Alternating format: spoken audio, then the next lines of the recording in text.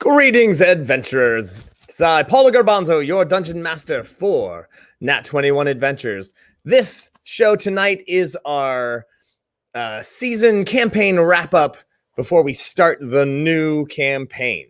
So it's a Ask Me Anything, reveal the secrets, and find out how, try to detangle this very convoluted plot that we developed. We're all here tonight, having a great time hanging out, and we are so happy that you're all here to join us. So we're just going to bring everybody in and just start this show. Of course, here we go. We have tonight joining us, we have Mab, just Mab. You've known her as, well, Kazoo. Good, Kazoo evil, too. And everything in between. And we've had, oh my gosh, Reverend Tommy's coming in. He's with a raid, which I love. And of course, Mab also currently playing Loon, the ancient half orc. Is she half orc or a whole orc? You know, I'm gonna say half because, but you know, in her heart, I think she takes more after her orc side. It could be half orc and half orc. I don't know. Yes, that is exactly how it played out. She's half orc and half orc. Right. And of course, Adamo Ignis.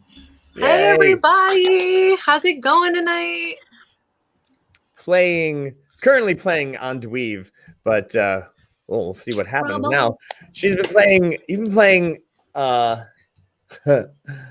like, oh my gosh, playing your character since the very beginning. And man, Ayala. You mean Ayala? Yeah, Ayala, that one. One of those what is he even trying to say? You know, I don't know. It's been around for a while. It occurred to me that every character I've played on this channel has been an A name. I have Ayala, I have Anduweave, and then on the Gothic horror gaming on Thursday night, I was playing Dr. Anandi. So I've been like an A name role. Now I'm afraid to change it up. I feel like it's been lucky or something, you know? Well, you are Adamo, so. Oh my gosh! That didn't even occur to me. You know what? We're going with it. I'm always going to be A name characters now. This is a thing as of today. And once you run out of A characters, then you start in the B's. And then oh, we'll see. There's a lot I can do with the letter A. This could go on forever. It could go on for quite some time. Absolutely. Nice. Also, joining us nearby, but not in the same house for once. The call is not coming from the house. Ooh. It is Carmel Claven, your very own glamour hobo. That's me. That's beautiful background. Why, thank you. I turned on the blue chrysalis lights to give me that kind of upsetting glow. It's funny because I thought that was actually daylight before we started. The sun was just going down when you arrived, and I was like, that is really bright. Like, is the sun on the other side of town?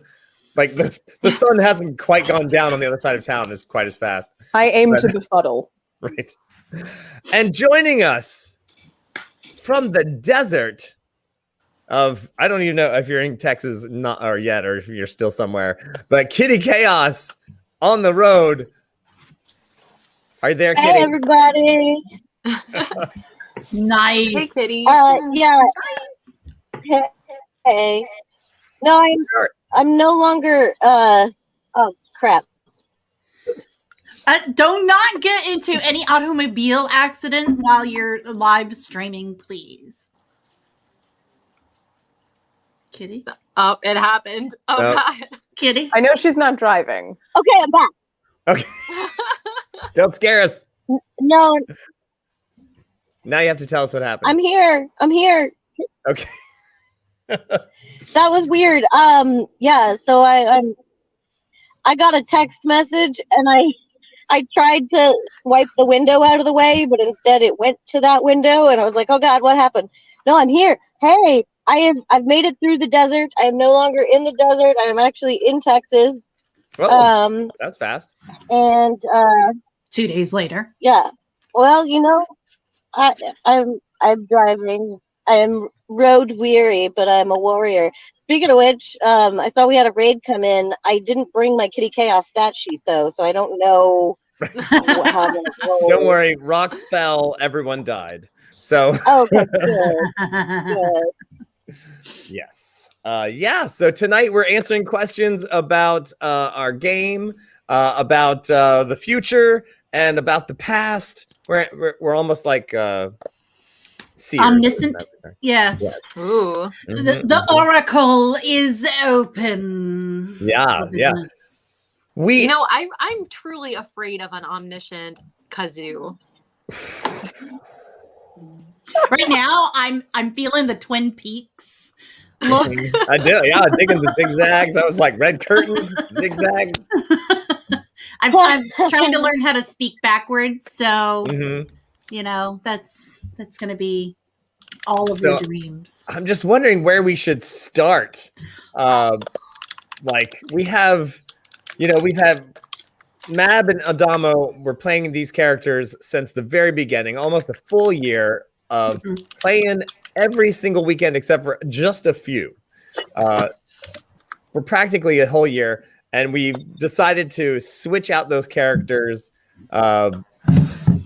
And now it's like it's a whole new party. It's a whole new thing. So, but not only that, I mean, we're expanding the channel, so all sorts of crazy things are happening. But yeah, so all new characters and things. Where do we begin with campaign 5, Whew.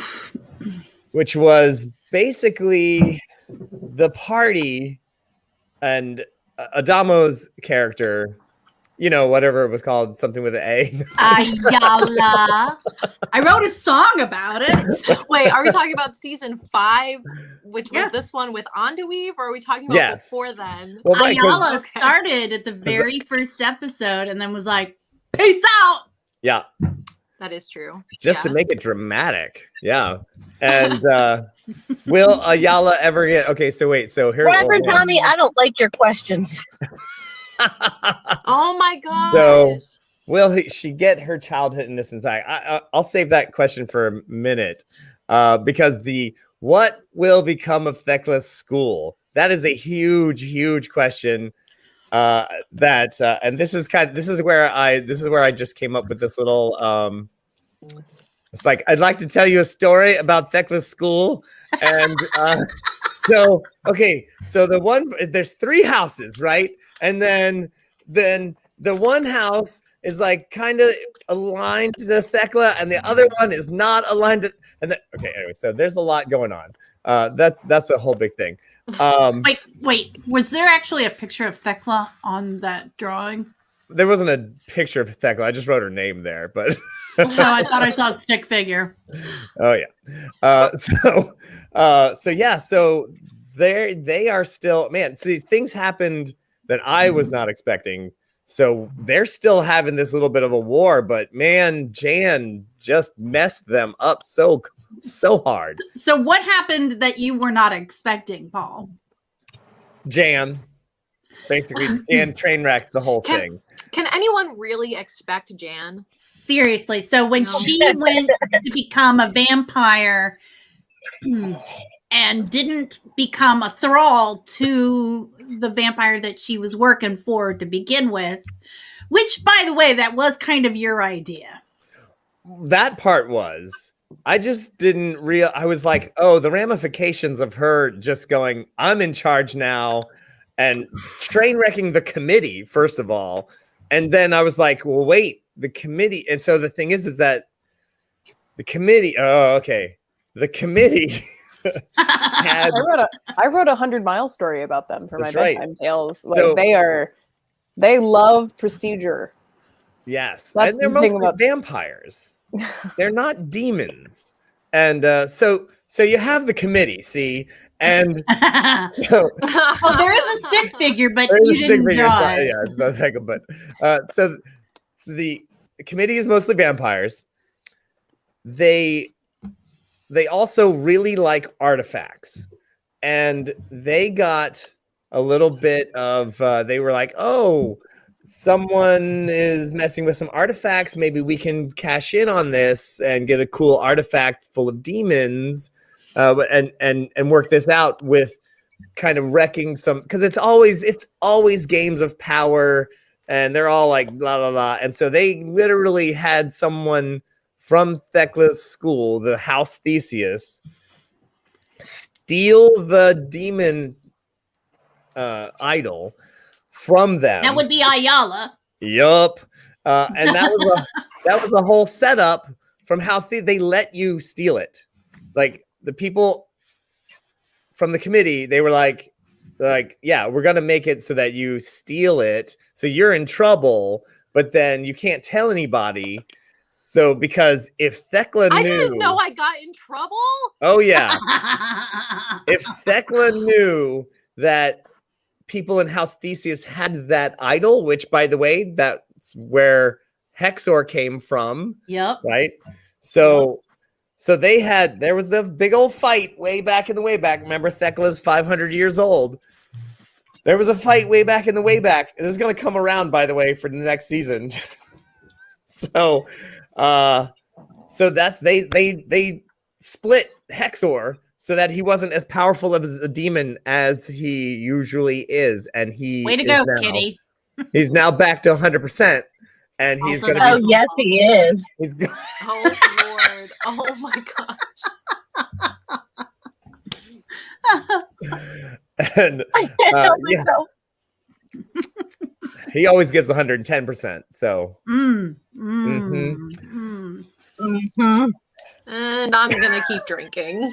I'm just gonna- I am, by the way, tonight I am drinking the rest of this bottle that Reverend Tommy sent me of his very own homemade mead. Oh, It's really thank you, delicious. Reverend. That's awesome. Reverend Tommy, it's really good. I'm not a Yeah. mead fan, but I really enjoyed it. I had some with lunch.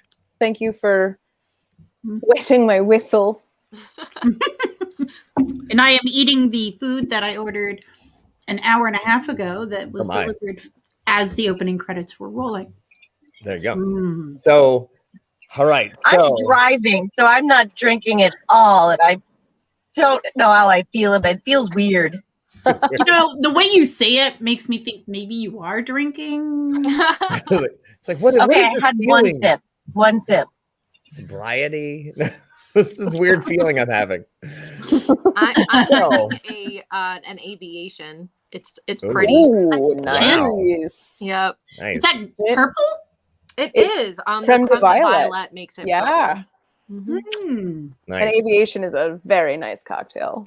Yeah, I was feeling it tonight. You know, I figured I'd be like chatting with my friends on the internet, answering some cool questions with some cool people. So I was like, fancy drink for a fancy fun night, you know? Yeah. You're classy as fuck. I'll give you that. And And it's violet season. So if you want to get really like not bougie about it, you can go pick some violets out of your neighbor's yard and bring them home and boil them in suspect water and then just add gin. And it's kind of like Oh, sweetie, I'm in the A city. cocktail? I don't have any violets, but I have the suspect water. hey, there it is.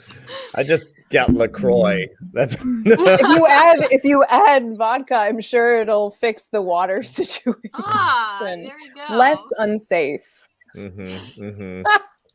So It's yeah, fine. big fight there between Thekla, Hexor, and they managed to they were like, oh, we'll just keep the half of Hexor in the labyrinth. It'll be fine. It's where you keep all your half demons. And so how Theseus they're like, wait, if we want to overthrow Thekla, then maybe we should get this demon rolling, and it's going to be great. So while Kendall, who is part of the other house, Gnosis? House No, wait. Minos, Minos. who God, is I who was can't in line with Thekla, he was like, oh, if that's happening, now we suddenly, because he was like, I don't care, you take Hexor, big deal. And they were like, oh shit, House Theseus has the idol and they can bring Hexor back. We suddenly would like Hexor back so that we can keep him away from the idol. So it was like, suddenly it was like, oh, we don't care about that dude. Ha! someone in the committee has that idol, and the committee's not going to just give up that idol. And then, suddenly they are going to give that idol up. They're just going to hand it over so that House Theseus can drop elbows on everybody. Were those the warlocks that attacked Quest Friend Castle when we were not there? Correct. Those were the ones full of demons. And they were, now see, by that point, that was the whole thing. They, so Jan. Oh my God, Paul. Jan takes over the committee, wrecks them. Christy. And then she takes over the committee, wrecks them, and then half of those guys, they actually became vampires, and we're like, fuck, we're gonna become vampires. Cool, awesome. Because Jan had the Mot-Oth power, and Mot-Oth was like, I'll be your Patreon, come on. And so they were like, wait, we get cool tentacle Eldritch Blast shooting powers, all the powers that Tekla could give us, a little different, but mostly the same. We still get Eldritch Blast, right? He's like, yeah. And he's like, okay, great. Check. And so another spell other than Eldritch Blast, honestly. Not really, but Deluxe Eldritch Blast. That's one of them. And this is why when I go to LARPs, I always sign up to NPC, because you get to listen to the game master explain all your motives and all this crazy shit you're doing. I relate really hard to the meme you keep putting up with the string. When I used to run LARPs and have we'd have 100 players, and you would set up a thing that is a weekend long. So it starts Friday and ends on Sunday. And so you literally have to get you basically set up 100 players to have this amazing plot happen where everybody's plot is just about to crash like a big giant wave from late Friday night all day Saturday, and then somehow settle down by Sunday. And it's woo. Yeah. So it's a lot of work, but all I'm saying is that we should bring that back, but we should do it on the Queen Mary as it crosses the Atlantic Ocean. Ooh. Yes. This is my Nat21 Adventures 2023 pitch. There you Nat21 cruises? Yeah. Okay, because I was just thinking about the Washing Well Wenches cruise. Mm-hmm. We could totally do a LARP on a boat. Absolutely. Okay, so long as it wasn't the Queen Mary, I'm not fond of the giant floating hotels because isn't that what viruses? Well, I mean, not right now, but no, but they're funky. They're funky. Just spray down. The Queen Mary is super bougie. It's Cunard lines. Yeah, it's not as big as the giant ones that go to the Bahamas. It's much smaller, and it goes from New York City to Southampton in England. So I'm like, right. Paulo, this is the answer. It's a 10-day cruise. You do 1 or 2 full games. It also has immersive elements and cabaret shows and a hot tub. And then you get to England, and then you could potentially do an extension. All right, then we actually do do the England part. Yeah. You know what? So Bill's talking about a LARP on a boat back in 2019, and they tried to do it last year. It didn't happen. It is called Outbound Hope. I did some stuff with the people who created it. They were up in New York State. I'm not sure what city, but I did something they have an escape room that was modeled after their Outbound Hope, and it's an decommissioned aircraft carrier. Yeah.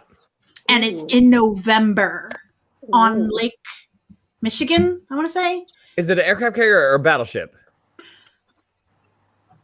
Because I heard of one that is a weekend-long thing that was a Battlestar Galactica LARP, and it was on a battleship, and you don't leave the battleship, you don't see the sun.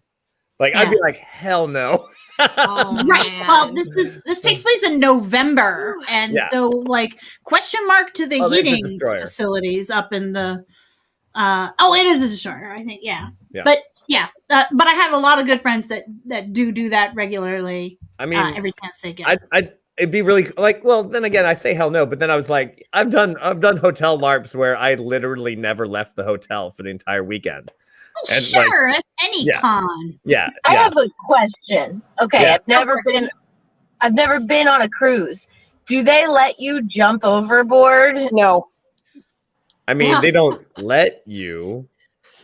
Right. But they've got little life rings to throw if you accidentally Here's the thing. fall They don't turn around. overboard. Yeah, Here's what they don't do. Turn around. They leave your ass. They might throw you a life preserver, but that's it. Here's the other thing. You are really high up, and so, unless you're like a really good cliff diver, question mark. I believe you. I am. She's I jump on cliffs also all the time. Yeah, but also when you're But far isn't there enough, some sort of danger with like the waves that the ship makes and like the current, and then it like pulls you and like. Also, the giant ones have wings Ooh, that go yeah. out. They have stabilizer wings Sometimes. that go out into the water. So, like, if you land on one, I don't know how deep they are, but it's like landing on a plane wing. Kitty's like, fine, I'll just jump in the pool. Yeah. You see where I'm going with this. Thank you. Mm-hmm. Oh, Yeah. I know, Kitty, you're driving and you can't read the comments, but just some guy from Tennessee said, yeah, you're dead hitting the water and very possibly the side of the ship on the way down. Listen, I had to ask. I've never been on a cruise ship before. Right. These are the questions you have to ask. Ooh, Do I get to jump off and of Bill in the comments says that it's called a rail jumper law. So there's actually like a whole law against it, and it's a crime. Are you trying to commit crimes?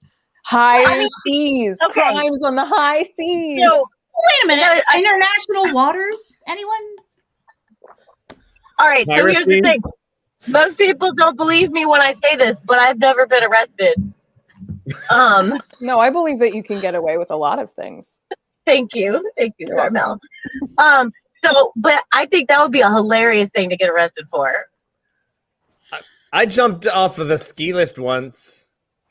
Accident. I mean, I didn't know it was bad, but we had just taken off, and my ski just fell off my foot, and I was like, oh.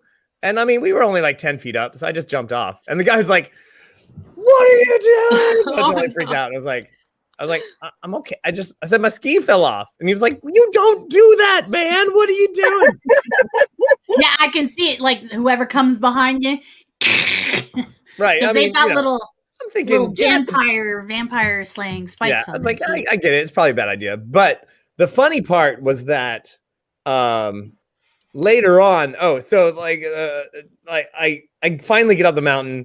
I got my ski. I ski down, but there was like a lot of ice on the mountain, and it was a really steep slope. And I literally like started to ski. I got maybe like 10 feet, and I hit a patch of ice, and I just literally slid all the way down the mountain. Like it was steep enough that I couldn't dig my skis in to slow down. I could only slow down enough to not go faster, but I couldn't ever actually come to a full stop. I just kind of just slid literally the entire way down the mountain. But the best part is, this comes around back to the ski lift, is that I finally get to the bottom. I pick myself up. I duffed off all the ice. I get in the line to go back up. I'm just by myself. I get in. Another solo guy comes in. We're standing there, and then we're on the ski lift, and we're up in the air on the ski lift, and he goes, "Hey, weren't you that guy who just slid all the way down the mountain?" And I went, "Hey, aren't you that guy who fell off the ski lift?" And he went, "What?" And I shoved him on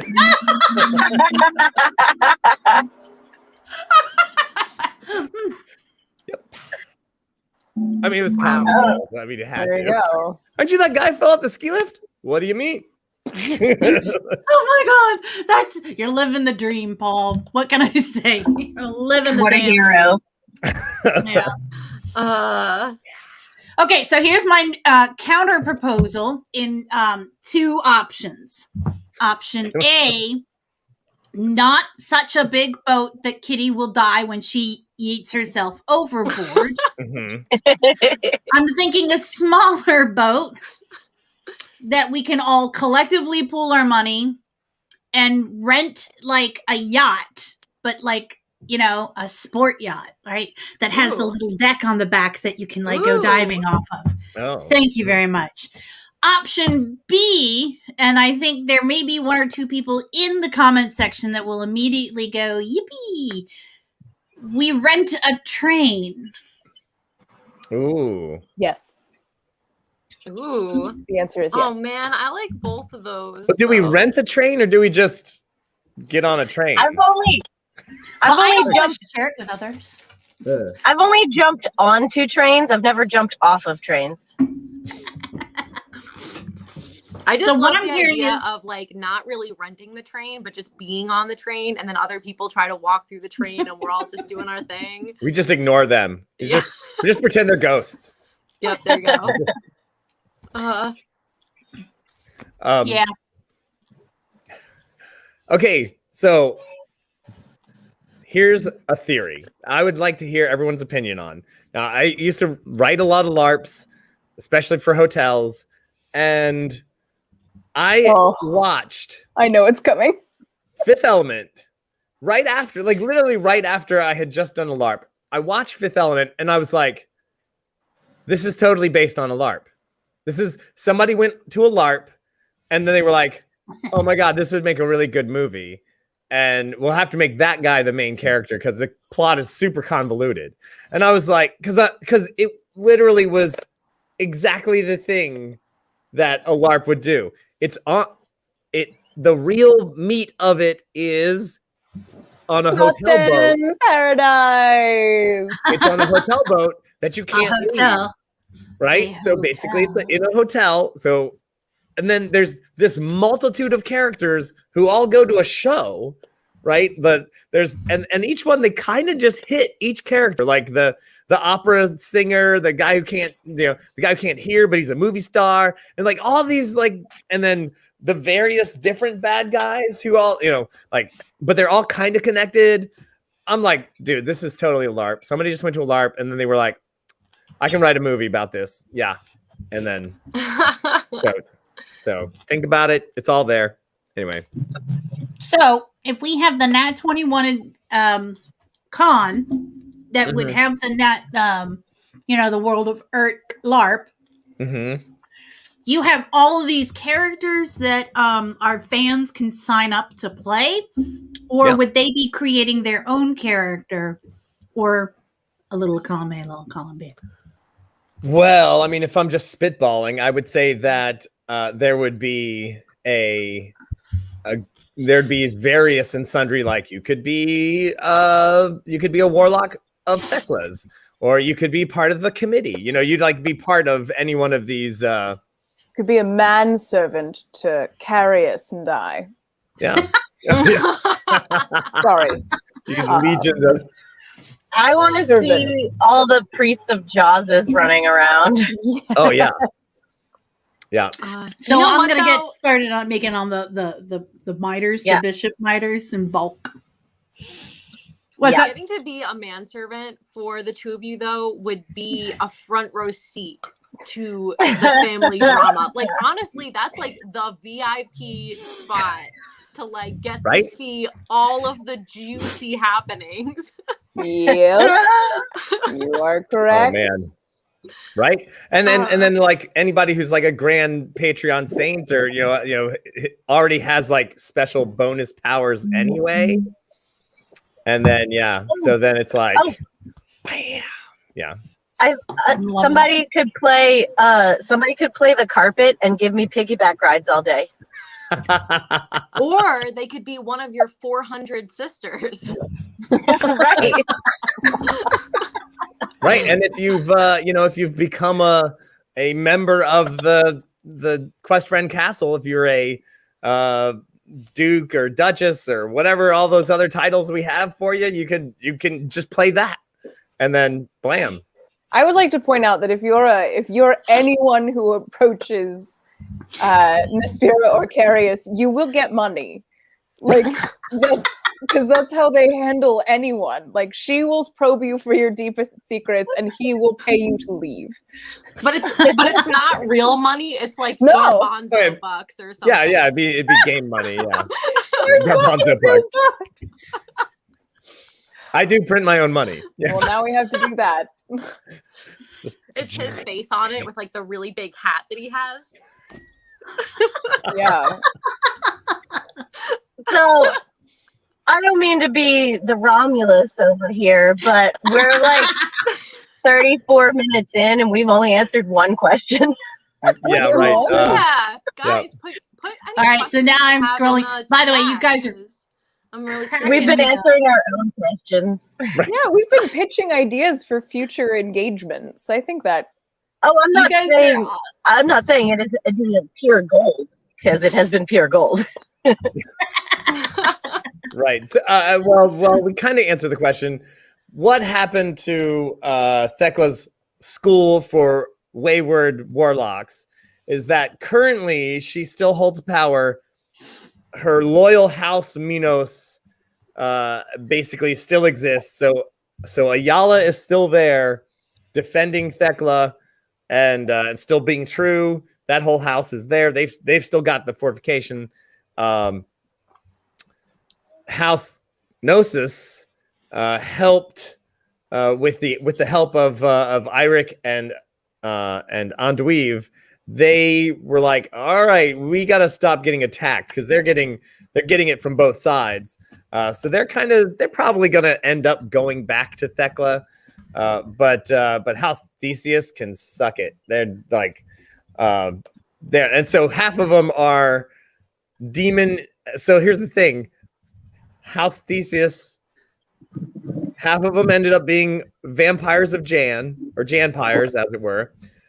And the other half, and so now they're warlocks of Mot Ophoth and Janpires.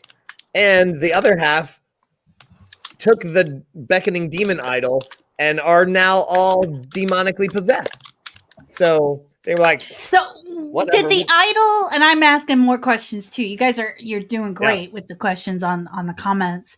But did the idol have like a ton of demons, like a smorgasbord, and you just kind of pull the paw down and a demon pops out of his mouth? And then there's it's like a little slot machine. It's like a slot machine, demon. yeah.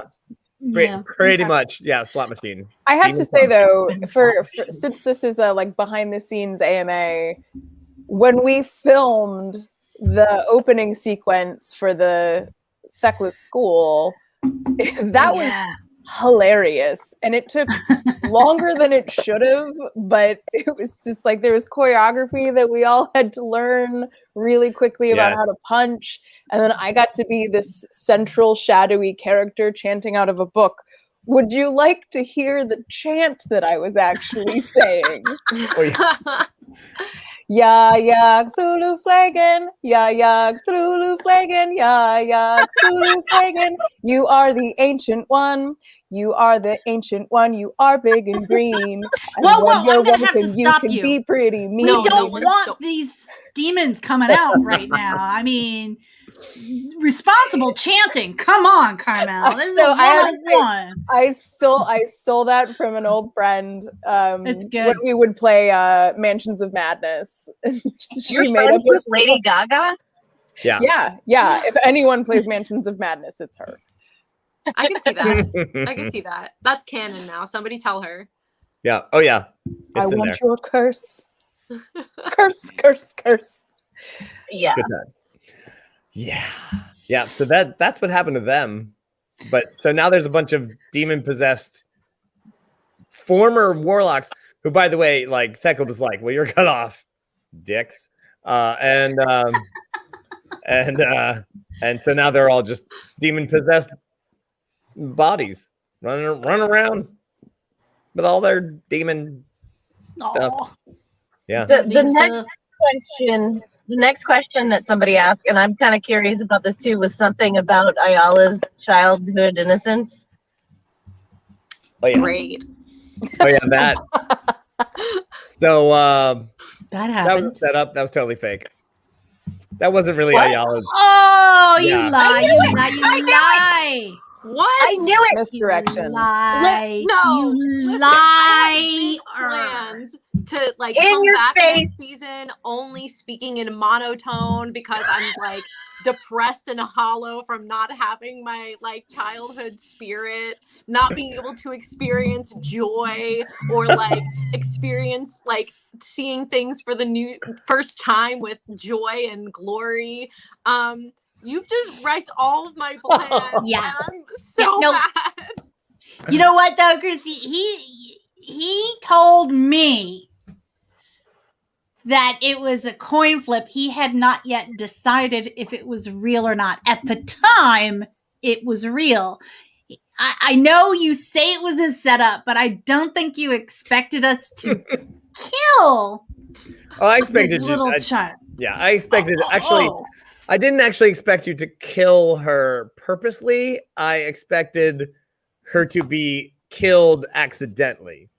That's actually honestly what I was, because I was gonna build it up as like something a little more traumatic, like you had like you were like, oh my gosh, we have to save her and get her back to the thing, and then you're like trying all this stuff, and then there's like a giant explosion, and then she's under a rock, and I was gonna like pile it on. It was gonna be like, and then Kitty just up and like ices her.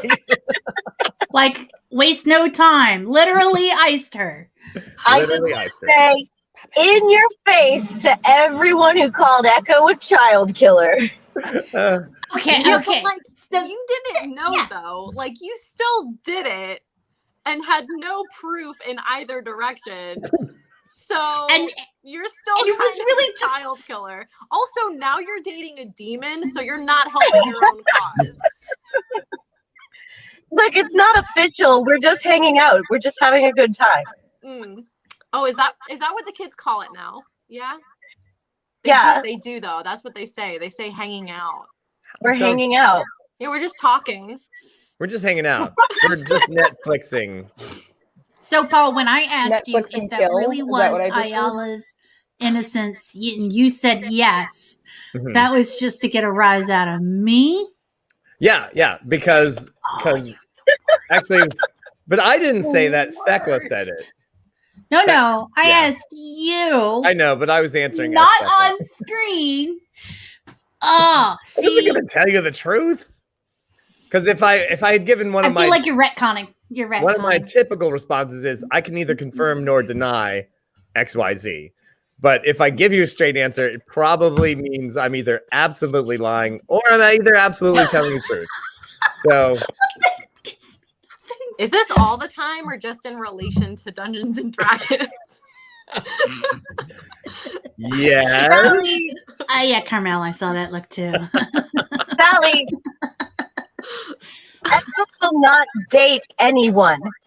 Echo will ask anyone to come along and go somewhere with her, but she will not date just anyone. Ooh. So how does one become a banana assassin, Kitty? Well, are we talking about You're- Yadrick? If No, you're yeah. hanging Just like around any banana Katie's assassin. apartment and I'm she talking needs about to come up with a the character banana quickly.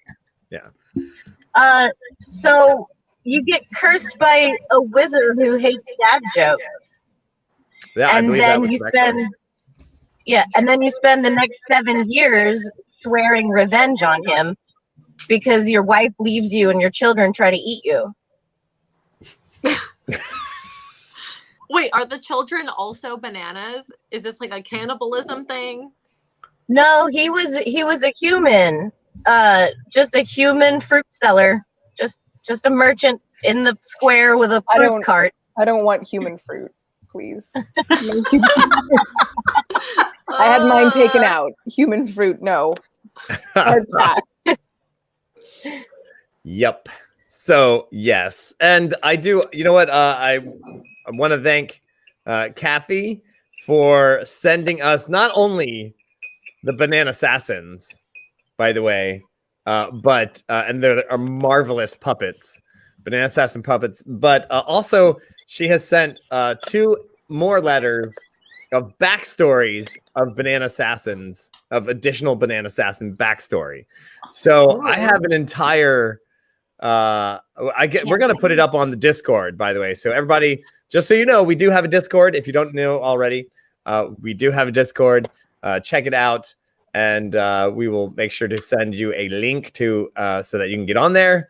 But there are some good times happening over there on the Discord, so you can find out more. Yeah, you can find out more wacky craziness. But thank you so much, Kathy, for sending us all of these amazing. There's that whole thing about like how Dungeon Master's like, oh my god, 8 pages of backstory. What are you doing? But actually, I kind of really love it because I can always find one thing to just go, all right, maybe the rest of this I can't really fit into my world, but I am so going to take this one thing and I'm going to wreck you with it, and it's going to be awesome. And I just love that stuff. So, because I always find something that works. So yes, thank you. I also want to make sure that so of the people who have sent things to the Nat21 mailbag of holding. Just some guy from Tennessee. Oh my gosh, so many amazing 3D printed everything's. Like, is that oh my the gosh. orange that he just asked about? Yes, the orange Julius, which by the way is going to make a I was like, oh, I totally need this mech thing for the next campaign. Is going to be a crazy place, and crazier than the last campaign. Well, that's if it was like a 30-second advertisement, there'd be a lot of ruins, a lot of jungles, a lot of mountains, and a lot of like giant robot beasts and then real beasts, or not real beasts, but non-robotic cybernetic beasts and things like that. So and a beach with a waterfall. Absolutely. Oh yes, and of course, yes. And Laura, of course, made amazing Nat21 blanket that we auctioned, and it was fantastic. I wish I could I never actually got to see it in person. We saw all the pictures. It's great. Oh my gosh, so much work, so much handwork. We are just really the amount of work that everyone else has done just to create this universe. Not just me, everyone else who has been doing all of this work and behind the scenes, in front of the scenes, everywhere to oh my gosh, to make things happen. Magnus over there at Mab's house has been working tirelessly to create sets. Not only did he create sets for Mab's place, but also, I mean, he's the one who built that tower, Questfriend Castle, that little graveyard scene that we did for Thekla's the TPK one shot. That was all Magnus's, and I was like, oh, I can absolutely use this stuff. So yeah, and I want to go around real quick if anybody has before we say even me, yes, before we do anything else. Mab, do you maybe this is that moment I want to gush. I want to gush real quick about how amazing everybody has been on the Discord channel, and I'm really glad that we took the time to create that space for everyone. I know that with the Twitch live stream, you got the chat that's happening while the live stream is happening, and then that's it. But you guys are having such great conversations. I was totally compelled to create the Discord channel so that you guys can continue these amazing conversations and contribute to each other's artistic endeavors that have been sprouting forth from this. I have been so touched by everything that you guys have done, and I did take a brief moment of reflection, if I may. Like a true confessional booth. Looks to the left, looks to the right. I will say in the past year, we didn't know where we were going to be with Twitch and, all of our live entertainment venues shutting down. and what we have created. I'm very proud of what we have created here, not just for the quality of entertainment and all of the attention to detail that Paul does and the rest of the cast. Every single person who has been on this show has really brought it. And by it, I mean amazing costumes, amazing characters, entertainment. But it's not just that. It's you are the people who are participating, the amazing viewers and fans and supporters that really, I'm so incredibly proud of everything that has happened in this past year. Aw. That's all I have to say about that. I'm on the screen now. Hello. Yeah, you guys are all amazing. I am really inspired and touched by the community that we have here. I think over the last year, we didn't expect all of this crazy coronavirus stuff to go on as long as it has. And being separated from you guys in person has been really challenging. Not being able to perform is one thing, but like missing the human connection, because as human beings, we're meant to be together. We're meant to connect and to meet new people and to chat and to feel like we have a tribe and people that get us. So this last year, having you guys, being able to appear on screen, being able to chat with you and laugh with you and have jokes. Some of you I've never met before, and I can't wait until I do. It just has made this year bearable. Mental health has historically been kind of a taboo topic, and very stigmatized, but it's very real. And the way that we all support each other and we're there for each other, and it's just beautiful. You guys rock. So I can't wait to see you all this year, hopefully at different shows and things. So keep being you, keep being awesome, keep being nerds, because you're the best. That's all I have to say. Kitty, you're up. Hey, oh man, everything that Mab and Christine have said, that too. Doing this has made getting through last year possible, and I hope that it's been a bright point for all of you as much as it has for me. And so much the concept of getting to be in a place with all of you, like when we talk about doing Nat21 Con and these LARP cruises and the Europe tours, all those things, like those are all things that we are really gonna do, and it seems like a like dream come true. It seems like the kind of thing like pie in the sky, but it's like, no, we're really gonna do this. We're really gonna hang out and we're gonna party nerd hardy, and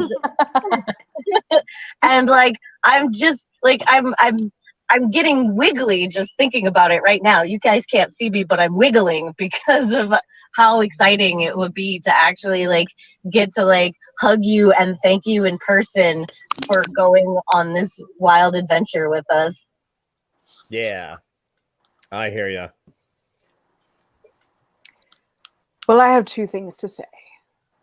One is heartfelt, and it's to say that I am pleased and privileged to be a part of this more and more. And for most of this year, I was on the back end of things and in the planning, and I live with Paulo.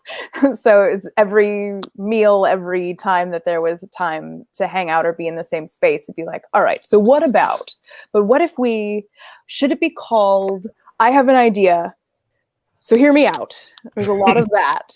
And it was so fun to see it happening and to help and help with the Halloween special, help produce that. And now being in the family a little bit more visibly, it's I really understand a lot more about all of the feelings that you guys have been expressing about the community and the connection and the delight of it. And now I have to say this. Apollo, do you have something that you'd like to confess? Because everyone's wondering where Shakespeare is, and I think you should tell them. Why don't we just roll the clip from? Yeah, we'll just. What? We've just managed to kill all the players. That seems to be almost the end of the adventure. Oh, hey Shakespeare, why don't you come on in? Come on in, Shakes. Come on in. Yeah. Well, friends, that was an exciting Nat21 Adventures. Tune in next week when Paolo. We're not done yet, Shakespeare. We're not done. We didn't kill everybody. Roll initiative. What? Wait, what? I'm the Metatron. I don't roll initiative. Yeah, sometimes this is a world where like gods can even be killed. So roll initiative. Let's do this. Come on. Yep. Bring it. All right, 18. So I have a 27. Okay, arrows fine. fly at you. Oh, critical hit. Oh my gosh, what is all these critical? I can't believe this. And also you never roll critical hits. I know, right? How is this even... Make save. All right. All right. 15. No, sorry. DC was 27. Sorry. And all right, so you've been poisoned. You've been stabbed. You have 3 hit points left. And hang on. Let me just a random crazy happenstance. Oh, yeah. Okay. So poison actually fell in your ear. Poisoning blade fell poison in the ear. And you also are we doing Hamlet? Like what the hell? Oh yeah, sure. Let's do Hamlet. Take a sip of the healing potion. Yeah, just go ahead. I don't like how you just put air quotes around that. Yeah, it'll be fine. Yeah. All right, take him. Cheers. Your good health. Yep. My good health. Yep, go for it. Okay. All right, roll save. All right. So go roll a save. I just drank. Sorry. Yeah. That was all right. I got a 1. Air quotes. That was. Yeah, but you said don't worry about it. I got a 1. Crit fail. Oh, I'm really Shakespeare. That was poison, and you're totally dead. Yeah, sorry. That's it. Okay. Hello. Yeah. Get Carmel on the phone. What? Oh, you think she's the only person I trust? She's the only one who can save this. Get Carmel. Carmel. No, I don't. I don't have any money. I only have tarot decks. Carmel. No, it's all that's valuable. I have my hat. Carmel. No, I've always thought about getting a hot air balloon license. Thank you for asking. Carmel. Yeah. No. What? Shakespeare's dying. He's hi. Hi, dying. Yeah. He's got like. Why are you waking me up? You knew I was glamour hoboing all night. It happens. Yeah. We need you. We need you. Kind of not gonna say. I'm gonna say accidentally killed Shakespeare. Paolo accidentally killed me in a TPK. I guess it was a total Paolo kill. Everyone. Oh yeah, did I mention that? Is it was a total Apollo kill. Total Apollo kill. That one's better too. All right. Yeah. You know what? That was better, Carmel. The rewrite was nicer. Why are you calling me? What's happening? Oh, Carmel. The Metatron hath been destroyed by the god Paolo, the chaos god Paolo. No. Apparently he threw a meteor down at the Earth or something. I mean, following the rules of the J.J. Abrams universe. Dream. I'm still in a dream.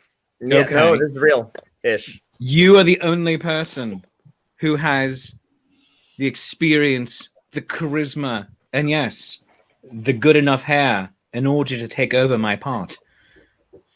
You need to save this.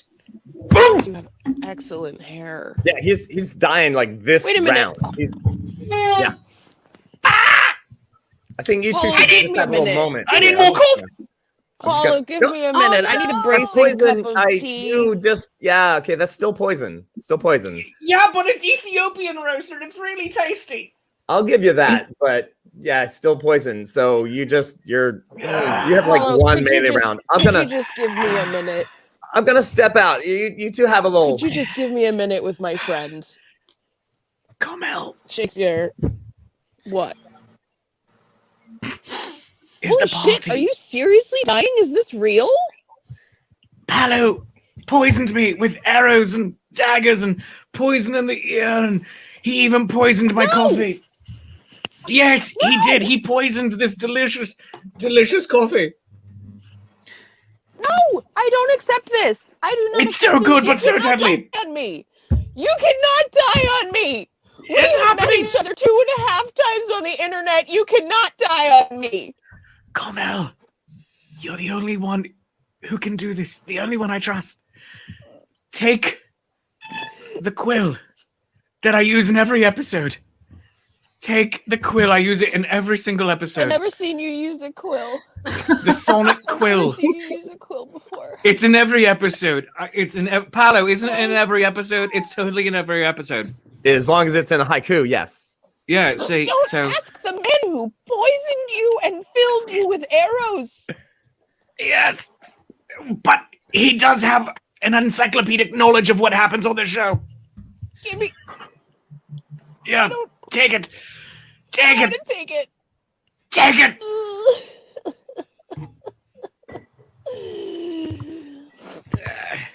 This doesn't really match the decor of my room. I gotta be honest. That's okay. I don't No know one's what gonna it notice. It's fine. Is I the show can't- out of danger? I'll do my best. Is the show out of danger? Hold on, let me check. Yes. Yes. Do not I'll grieve. hurry it for you. Nice. The good of the many outweighs the good of the few.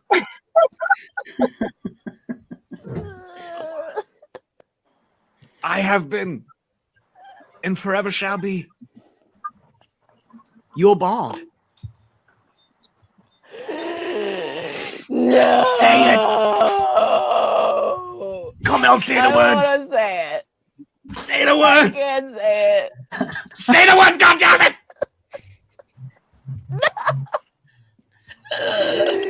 Roll that beautiful Nat 21.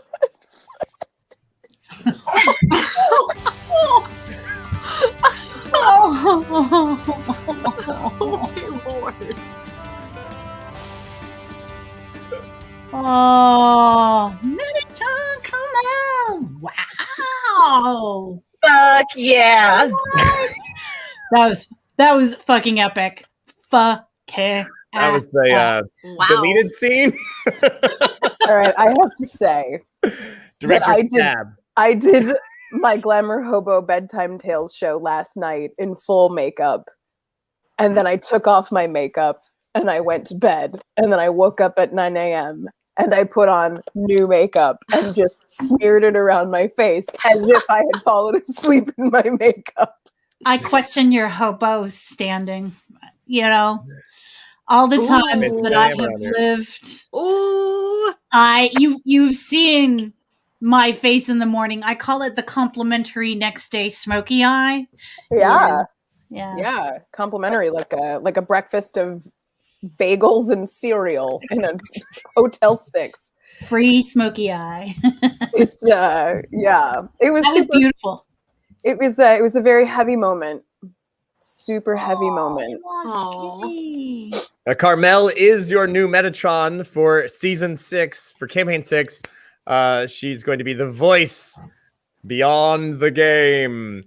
Shakespeare is going to be at he's going to be home for a little while. He's actually directing a whole bunch of stuff for the Connecticut Renaissance Fair, which is the spring fair.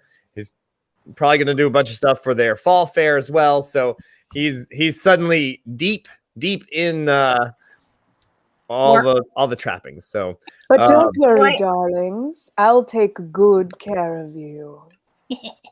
Ooh, why? I'm Why? so Why am flipping I out. concerned about that? because you're smart. Good care by whose standards? Now, that's not to say that Augustus won't be swinging by and shooting things randomly from time to time. So do not fear. But we're all actually surprisingly and fingers crossed getting back into some festival seasons. Kitty is on her way to Texas, which is where I should be. I'm heading off to Texas tomorrow morning at 5 a.m. to hopefully shoot off there and be ready to roll by this weekend. So both Kitty and I are going to be at the Sherwood Forest Fair. Now Kitty's going to be there for 2 months until Yep. And then I'll be there for 5 weekends starting this coming weekend. And then presumably I'm heading through parts of the country that I've never literally been to ever, which is weird because I have driven across this country. I can't even tell you how many times. But I'm headed to Nashville for the Tennessee Renaissance Fair, which is in May, 4 weekends. And then a bunch of us are going to be at the New Jersey Fair. Jarf. So, I'm currently working on engineering it so that Murder Beast will also be joining us. That's right. Whoa. what? He's got some Aw. cool Oh, we- outfits that he's going to wear. Why isn't he canon yet? Put him in the game, somebody. Yes. Oh my gosh. He could be a we- Beast mermaid. is really a For the druid underwater in adventure. the shape of a cat. I mean, he making could it be part of canon. the Meowthia. So, Oh, Yes. he's got the wheelchair, and he's got a seamstress make him a very special. Well, they have drag bags. Paraplegic cats, you put them in a little bag so that when they pull themselves along, they don't do damage to their back ends. They're called drag bags. So I commissioned a special drag bag that looks like a mermaid tail. Yeah, My heart. yeah, he's Nice. so cute. He is. I'll be at the New Jersey Fair as well. As Naspira. that's right. Come have a drink, dear ones. So Naspira will finally meet Kazoo. That's a Bardoff. I mean, Battle of the Bards. must it be? Why can we not join forces? Bardoff.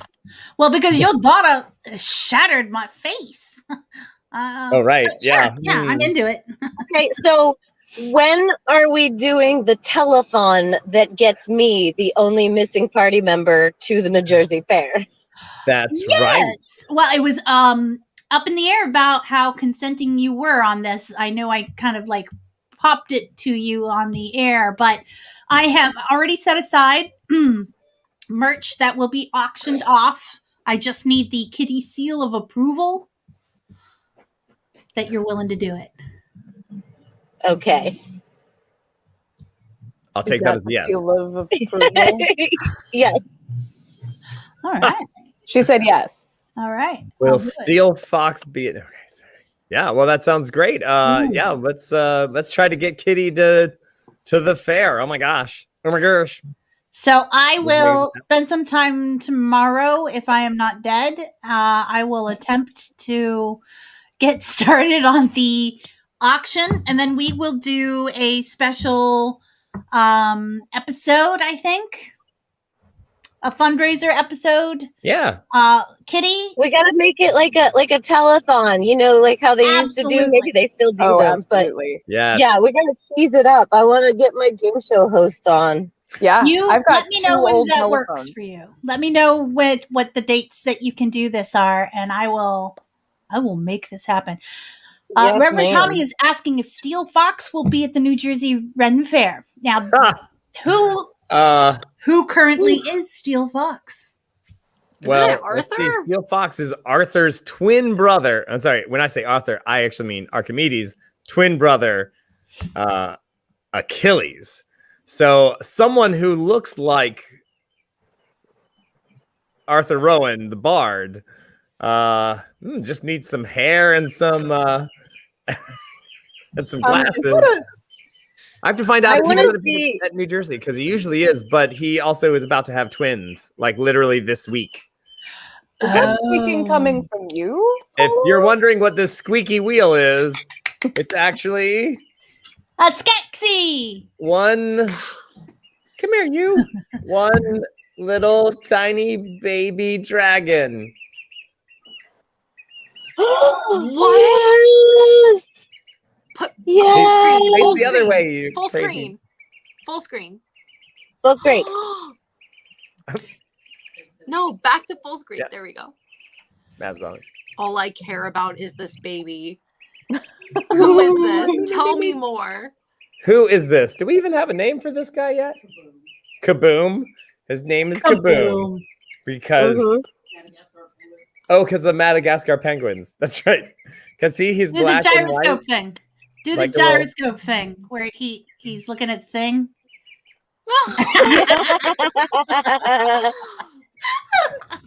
Oh my gosh. Hypnotic. It is absolutely hypnotic. I'm I just love trying to it make sure he so doesn't much. poop on the computer and or the mic.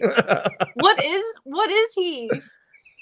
It's a She is a chicken. black Australorp chicken I love her. or Skeksis or a baby dragon. Baby dragon. So here's the funny story about this old jerkwad is that like it came within a litter. Look, I took the animal handling class, okay, but we didn't do chickens, all right? Yeah, you're failing your role. Continue. And failing my role.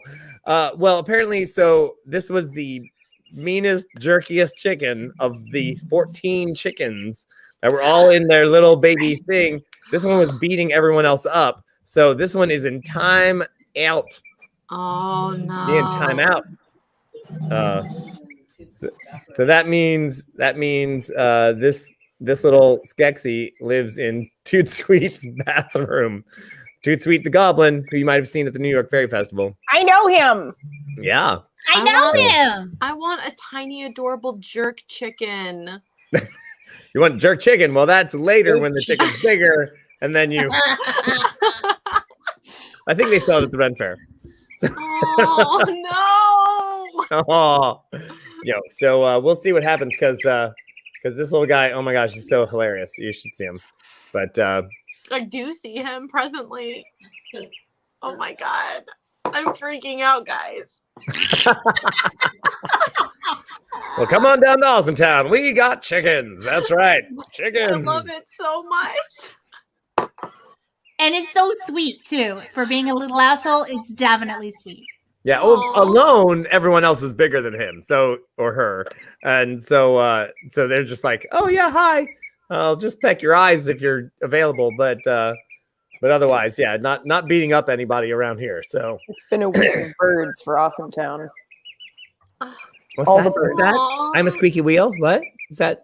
it's so cute. I'm a Hello. person playing basketball alone with my sneakers on a Squeaky, laminated squeaky. court. That's totally me. Speaking right into the mic. There you go. Stop bullying the adorable chicken. It's too cute for your harassment. You drove I can't. Kitty away. Jump pretty away with the cuteness. Look at With it. the cuteness. And his baby. He's gonna poop right on my computer. I just know. Don't let it poop on your computer. Do it, adorable jerk chicken. It's gonna Do be it. like mostly black and He illustrious. killed and, Shakespeare. that's right.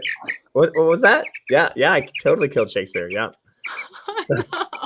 Poultry killed. Poultry kill. Oh my gosh. Did anyone else have questions that we've completely ignored It because does we were look like a little distracted by penguin. tiny animals? I did want to mention that we do have another chickeneer on this in our stream. Johnny O Twitch also Oh. raises chickens. Yeah, I meant to. Is chickeneer the official term for someone who raises chicken? A poltron. A poltron. Oh my Poltron god, saint. he is totally a poltron saint. Yep. Oh, that's good. And yes, it looks like a little penguin, and that's why they're all being named after the penguins from Madagascar. So that's Kaboom. That makes sense to me. And then there's all the rest there coming up shortly. Many chickens. We're allegedly. I hope nobody in Richmond is watching this, but we're only supposed to have 6. We currently have 6, but a bunch of them are A Don't bunch say of them it. are kind of on Don't, their way out. don't say it. They're So, aging out. This They're is on the internet. People reaching can the find rainbow Right. road. So Do you eat them after that? No, actually, we just let them. We actually bury them, so Oh, But right, we right. send them off. Aw. 21 gun I salute, did know also illegal in the city limits, but Please, please don't tell Zipflash that I mentioned eating them. Oh, they're all right with it. uh, Okay, I mean, they're not all right with it, but like they understand. uh-huh. okay. And as the executioner undertaker of Awesome Town, just Yeah. gonna- You guys are Nice. not that far from each other, actually. I just realized that. You and Johnny O. Johnny lives in Stafford, I think. Oh, It's not that Yeah, we're far. close. Yeah. 75 chickens. Yeah. No. So he might be able to Wow. help you, like, take some of your excess chicken situations. That's a oh. lot of names to remember. That chicken is old and sick. Ray of Frost. Put them in the freezer. Oh, that's so brutal. Oh my god. Now we're the chicken show. So How many No, other the D&D part of- games talk about their chickens? that's right. The part of me that is Ayala, the super responsible mom of the group, aka and also like a druid, is having a really hard time with all of the crimes. Look, as they say, where there's livestock, there is dead stock. So it is true. It's all circle of life, okay? Unless you make them zombies, circle of life. And nobody wants zombie chickens. Although actually That's now I'm true. like, zombie chickens totally happening. Oh yeah. That's Valdris's place. She has the zombie chickens there. Like, Yeah, but wow, would they isn't lay that chicken- zombie eggs? Isn't that chicken really old, Valdris? Well, I mean, yes. But it died a long time ago, so it's okay. Zombie chicken eggs? Yeah. Ooh. Could be. They're All just right, like well- fermented eggs. Yeah. Well, No, like before, 2,000-year-old egg. before we delve into some more questions, I do want to like talk about the future.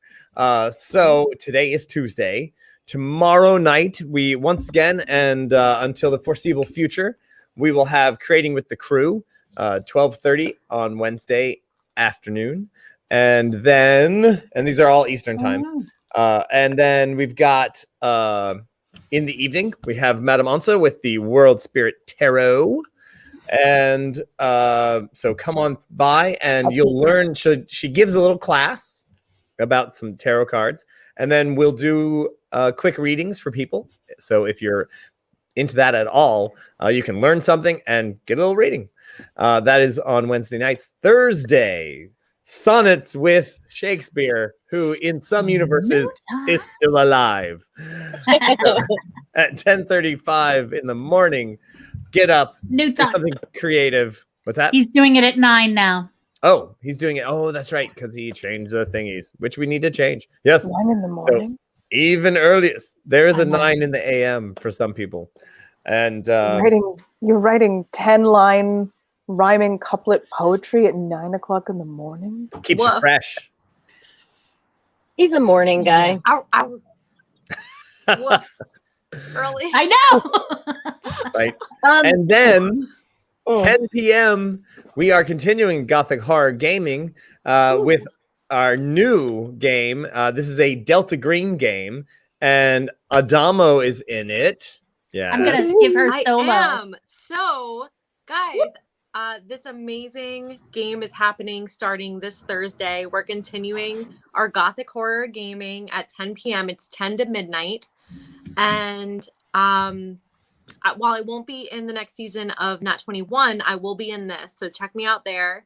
And it is going to be pretty cool. It's going to be this Delta Green game, which I've never played before. And our awesome GM, Melissa, is from Chase Treasure. So if you've ever seen her around Ren Fair, she's going to be leading our game.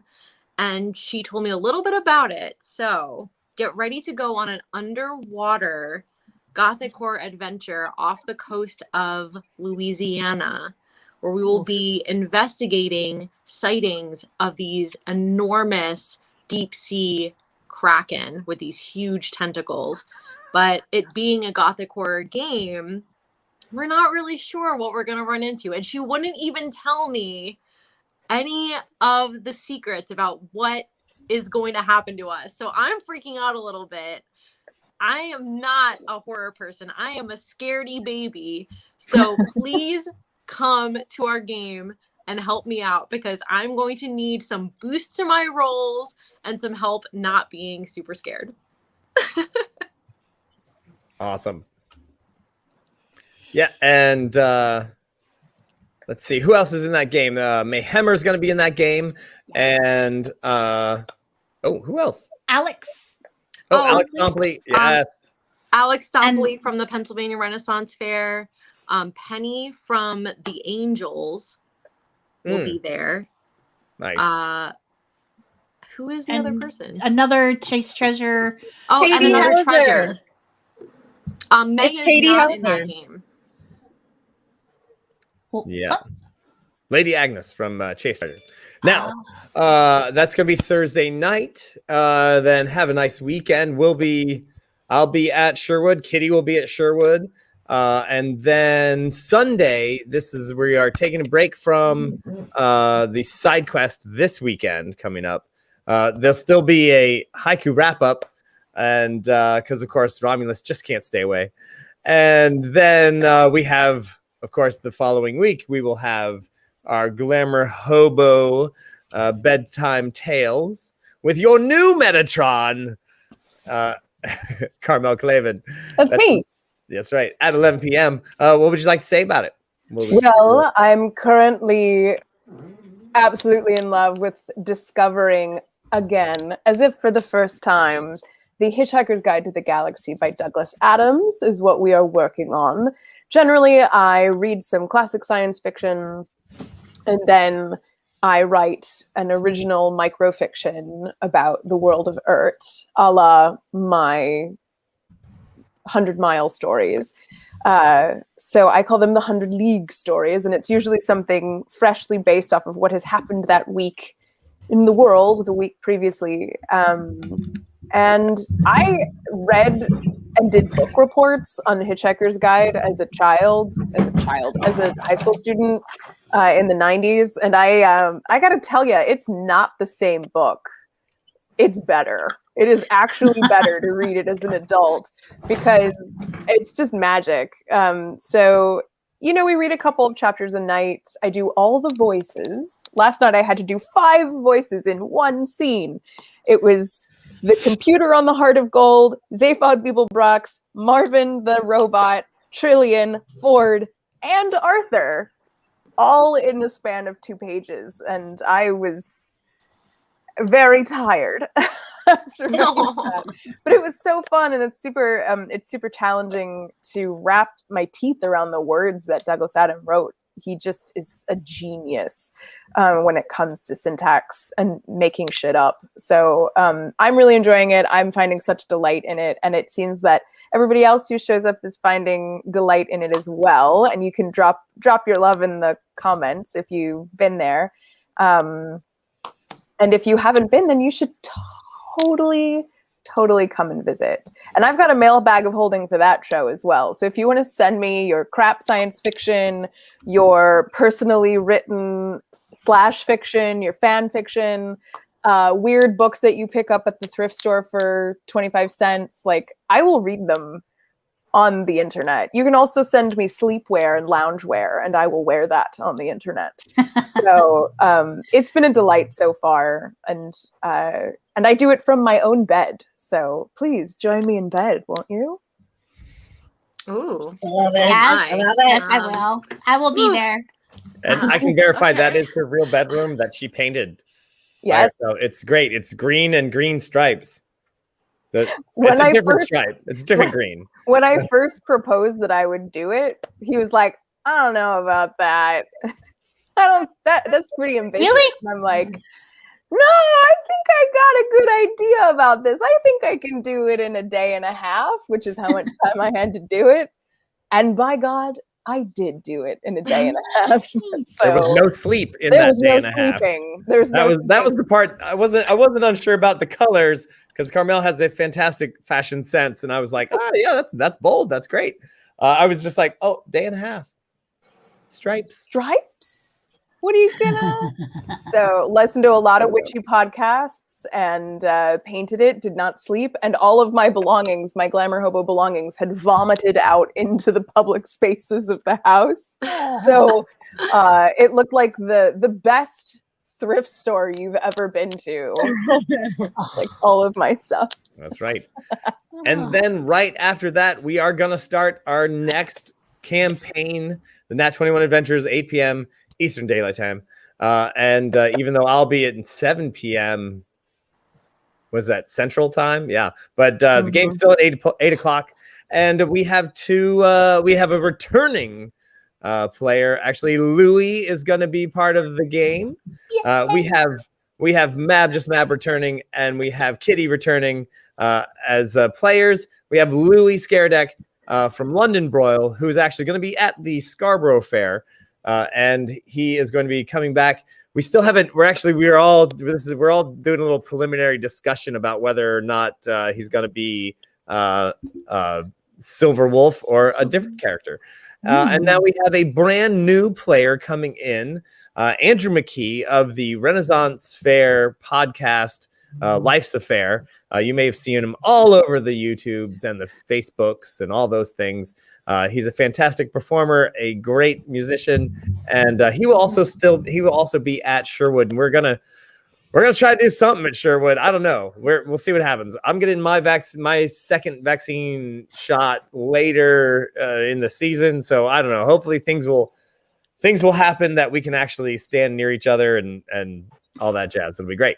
So that starts next week, next Tuesday.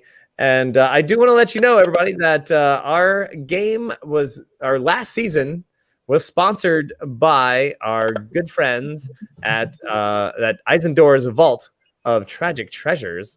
And they are just about to have their, I'm going to pop his image up there. Bam! Eisendoor's Vault of Tragic Treasures. They are about to open that Kickstarter. It's just about to go live. And so if you know what? Want a pig whistle? If you want your very own pig whistle. That's right. They've got a ton of amazing, just really killer, hilarious. Honestly, we found each other. We found each other on the internet. Where do we meet? The internet. I talked to Patty Flynn, and we immediately hit it off. We're in a lot of DM forums, and we were talking about stuff. And he's like, what do you think about this kind of thing? And I was like, oh my gosh, I would totally run that in my ventures. And he's like, really? And so we started talking, we started chatting. Then we realized like we are absolutely in that same vein. So go on over there, check out the Kickstarter, and just hit the button that says that you want to be notified when they go live, which is April 8th. And if it happens, it doesn't cost you any money to be notified. You can find out all the information. It's on there. It's on their Kickstarter. The link is in the comments. Check it out. It's Eisendoor's Vault of Tragic Treasures.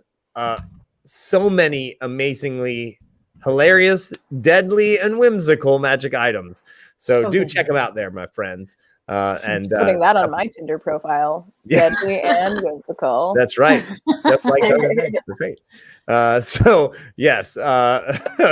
Yep. All the quotes. All the quotes. I'm just looking at that. So yeah, that'd be great. Help them out. They've helped our show. They've supported our show. So if you can support them, that helps everybody out. And by the way, Patty Finn is in Ireland, and I'm hoping that in just maybe a couple of years we can do an Ireland tour where we do a Dungeons and Dragons game based on Celtic legends. Ooh. Which I talked to Patty, and he's like, oh yeah, I totally wrote this game. Which so this side conversation we were talking about.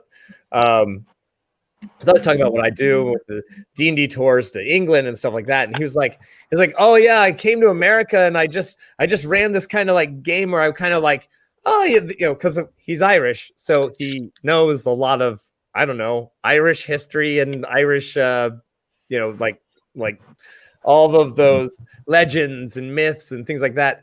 And he speaks a bunch of Gaelic, and so he was like, "Oh yeah, this," and he's not to say pulling it out of his ass, but he just was just using all of the legends and all the things, and he's like, "Oh, it just slew," because anybody who is who's totally into Irish folk tales and things like that, they were just eating it up, loving it. So hopefully we'll go there and have a big go to Ireland, have a big old party there, and meet up, and we'll just blow our pig whistles. It'll be great. So Everybody gets Paulo, big whistle. I was actually wondering, is there a next Nat21 Adventures excursion planned? Like, do you have a destination? Is there... Well, so yeah, we did have to cancel this year's 2020's D&D tour to England. We are postponing it to next year. Fortunately, there's several people. 2021 got canceled. Sorry, yeah, 21. Yes. So we're moving it to the next year. It's just, well, for those of you who I keep up with all the current travel events, and England is in a pickle right now. If you go to England right now, you have to be quarantined for 10 days. And then you have to get on the plane, you have to have a negative corona test. You also have to have proof of vaccination. You then, regardless of all of that, also have to be quarantined for 10 days when you arrive.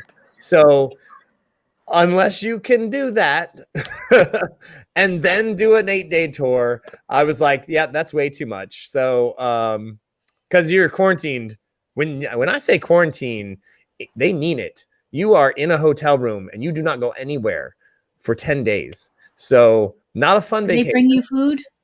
It's not like being on a cruise ship or in a hotel. You're not allowed to leave if it's all just one room and everyone there has to share the one room and the one toilet. Yeah. That sounds not exactly. I mean, all of quite us, that bad. all of us That sounds like my in one apartment. room. Yeah. So they're not, and then they're not. They're not going to review that policy until the middle of May. So it's a little too late for our tour, which was scheduled at the end of June. If they're not even going to review that policy till the middle of May, which means that they may or may not continue that policy. And if they don't, they're suddenly like, oh yeah, everything's great. We're like, it is now middle of May. You're going to buy a plane ticket. It's way too much. So we are going to move it to the next year, 2022. But I also want to point out that I am looking forward to doing a Sicilian tour where we do a kind of a Greek Odyssey tour. That's what I want. Yeah, well, that's what we're doing. And Magnus is here for that. So we're going to do we're going to go around the island and do some crazy, crazy stuff. Right now in my head, the big thing is like, for those of you who are vaguely familiar with Greek folk tales. Oh my gosh, May! Hey. So like Oh, Sicily was like the very edge of the Greek world, and like if you're not an Olympian god, you probably came from Sicily, because they were just like, whoa, we found all these crazy things of this god, So the person who is Dionysus, Sumeria. found, well, according to the Greeks, he found grapes on Sicily and brought them back to Greece and was like, yo, dudes, wine. And so I'm like, oh my gosh, what an epic adventure it would be if you as the party go discovered grapes to Mount Etna, find the forge of the gods on Mount Etna, and then you find the grapes and he's like, oh yeah, spoilers. Yeah, so like that's the only thing to throw out there. Scylla and Charybdis, What? that's Sicily. so many streams and rivers were all nymphs that were like, yeah, whatever. I'm going to be on a stream. It's cool.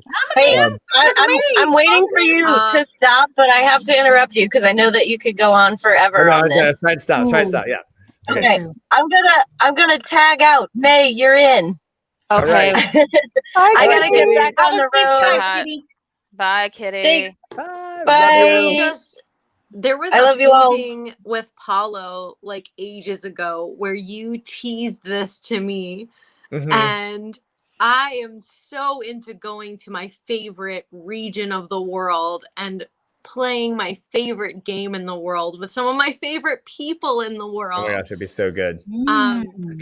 And I'm Greek and Italian and some other things, but no, I know, right? It would be so incredibly amazing to go to that place and play with some cool people. So when I asked about the Nat21 Adventures progress, it may have been a little selfishly motivated. I see what you did there. Yeah. Work smart, not hard. Well, yeah, I have to say a plug for Signor Garbanzo, because Dr. Professor Garbanzo likes to share his vast, strange knowledge. And this Sunday, when there is no Sunday side quest, my Fringe Festival is going to be celebrating its very first birthday we have no new programming this year, but we are doing a mega watch party of the programming from last year, which includes a show called The Last Time We Had Money, which is basically a educational lecture theater show by Dr. Professor Garbanzo, where he waxes on, not a real doctor, where he waxes on about how you can tell how a place failed and when it failed, because the last time it had money was the last time it took care of itself. There's stories about plague, there's story about bone churches, there's stories about Sicily, there's stories about Prague. So I'm just gonna say I'm teasing it now, and we'll post some links to when that all goes public on Sunday. Yes. We'll put on the Nat21 channel. Can we do a shadow cast on our Twitch? Is that possible? I don't know, because of Twitch terms and conditions. So it will be on my Spectacle and Mirth YouTube. It will be up there. But I will also say that it's on my Vimeo, and it will be available all day. So you can watch it at any point on Sunday, however you choose to, or you can be part of the Mega Watchathon. All right. Well, there will at least be a link on the Nat21 channel, and perhaps even we could put it on the Nat21 Facebook page. Yeah. So there'll be at least be that starts. What time Sunday does it start? Your show is at 1:30. My show will be at 1:30, but the whole thing starts at what time? Noon. It starts at noon.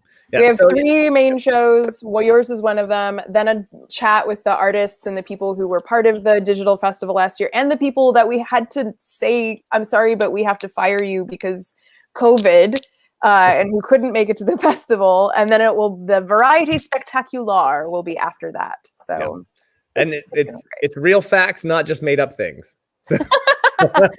He says he's a doctor. I talk about that's made up. Dr. Professor. Technically not a professor either. Yeah, it's an interesting look at, like, because I've given tours all over Italy and the Czech Republic and Sicily, and you can look at these places and you're like, these amazing buildings get built, and then you're like, well, what happened? And basically my answer always is, well, you see, that's the last time they had money. Now, that might have been 400 BC. It might have been 800 BC. It might have been the 1200s. It might have been the 17th century, but when you look around and you go, when are all the nicest buildings in this town built? Oh, that's the last time they had money. So, and it's like, oh, okay. I gotcha. And when were the nicest buildings built in America? I was about to say that. That depends on your opinion. I would say between You know what? Let's tune in. 1890 and Let's tune this in 1920. when are we tuning in, Carmel? When is this show? So his show is up at 1:30 p.m. Eastern time, but you can On join what earlier date? and watch a bunch of other stuff too. On which date? April Sunday. 4th. April 4th. I'm actually looking for the link right now to drop it in the chat. Yeah. I dropped the richmondfringe.com. It will be embedded on that main page of the website. So you can certainly watch it there, and his show will go up at 1:30. But I'm also going to drop you the Facebook event, so which also has all of the links. So Throw it you in can there. follow Yeah. us along. Yeah, there's some great I- pictures. Yeah. Have a question for Paul. Was there or was there not going to be a D&D adventure at the Pennsylvania Ren Fair? There was, but then that we also canceled that because it's indoor mostly. So it was going to be, it was going to be pretty cool. We might end up doing that next year, but I hate to say, I haven't really announced it that I won't be at the Pennsylvania Renaissance Festival this year, but I will not be at the Renaissance Fair. Renaissance. Woof. I want to thank Reverend Tommy for the mead. Jelly. I'm actually have a longer run at the Maryland Fair this year, and then I have some other things that are happening, which I will announce as soon as someone signs the contract. Ooh, well, I'm excited to hear about that. I sadly only had because Pennsylvania shortened their season, so they removed most of their August dates. And then because of the other things happening, I was only really available for like a weekend, and they were like, too weird to just have you for one weekend because everyone will ask questions. So weird. So no Pennsylvania for me this year, which is very sad. But big things are happening, so I cannot complain. And I knew I would just step away so that this lady right here could kick it and right, so I did it for Adama. We had a big conversation. I totally was like, yes, let her. It is entirely likely that my ability to get booked is because you are not there. So there's some open stage space. Yeah. So I'm willing to accept that, but also I will miss you because I was really truly hoping that we would be there together. So I know. Well, I was really because we could have totally done some stuff together. It would have been great. We would have owned the place. It would have been a Nat21 run. I know. It'd be a Nat21-a-thon. Yes. Again. Hopefully in the future, we'll see what happens. Yeah, we'll see what happens. And so I'm very sorry for everybody at Pennsylvania who saw me there, and I will miss everybody. But Adamo's gonna be there. Yes. So I will be there for 7 weekends. If you haven't seen my announcement, it's from September 18th all the way to the end of October. Halloween, we will be there. So come out and see me, say hi, have fun. I can't wait. So let's do it. Yeah. May, I'm sorry you've been here this whole time and we really haven't even talked to you. Hi. Hey. I'm gonna tag out. May is gonna carry the load. Okay. Oh, okay. I'm carrying a load now. Bye, Metatron. Tomorrow night, everybody. Wait. What's today? Speak to you next week, darling.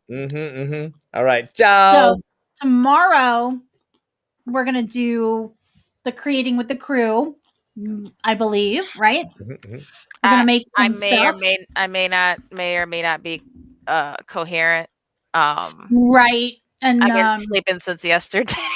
you got stabbed, I understand, today. I got stabbed yesterday morning, and that's right.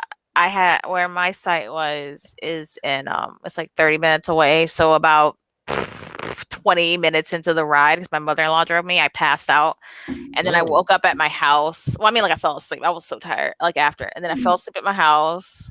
My husband had to take me out the car, And then I got into bed and I woke up at like 3, and then I did some errands, and then I went to sleep, and then I woke up at 9, and then I ate some food, and then I went to sleep, and then I woke up at 5. Yeah, it was just a lot of wash, rinse, repeat of me just being up for like an hour and then sleeping. Well, for see, 12.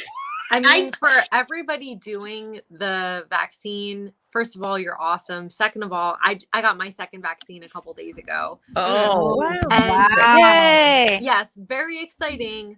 Also, be prepared. Buy some Advil. Oh yeah. Oh yeah. Have it in your house. My whole body hurts. I have yeah. muscles that I forgot existed.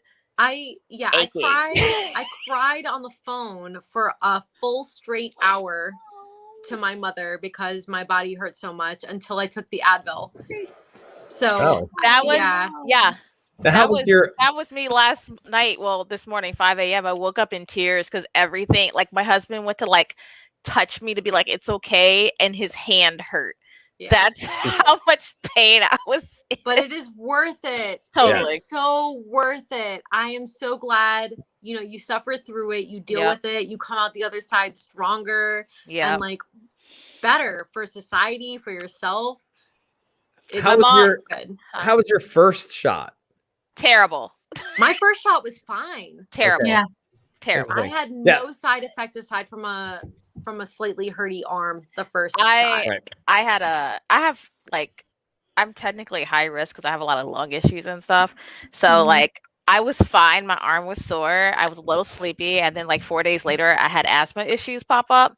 And then that went away and I was fine. And now I'm just, at least it's not asthma issues. Now my arm just hurts and my whole body hurts and I just want to sleep my life away. So I'll take that.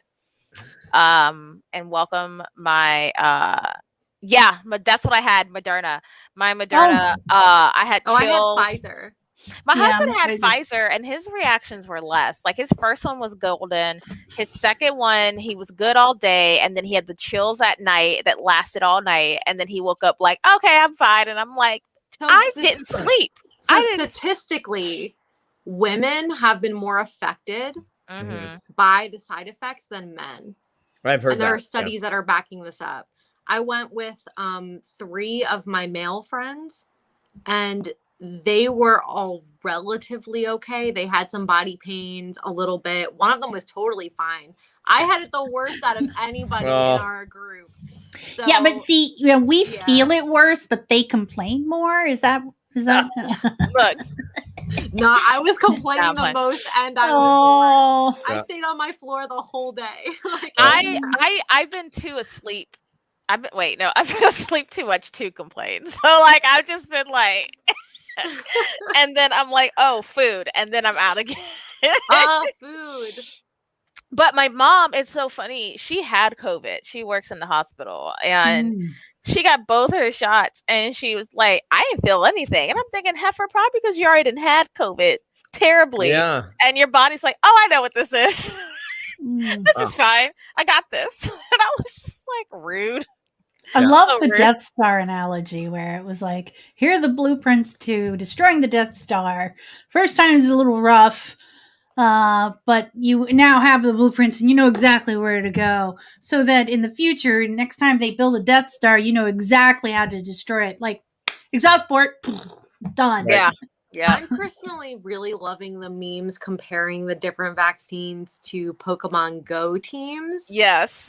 There's also the Game of Thrones. There's also the Game of Thrones houses too. They've been doing. I haven't seen that one. I gotta find the Pfizer one. It's like a chalice, and it's blue and stuff. And then the slogan is "We make more than just Viagra." I saw that. Yo. Nice. I was like, Aaron. I was like, Aaron, look at your company being slandered. Oh my gosh.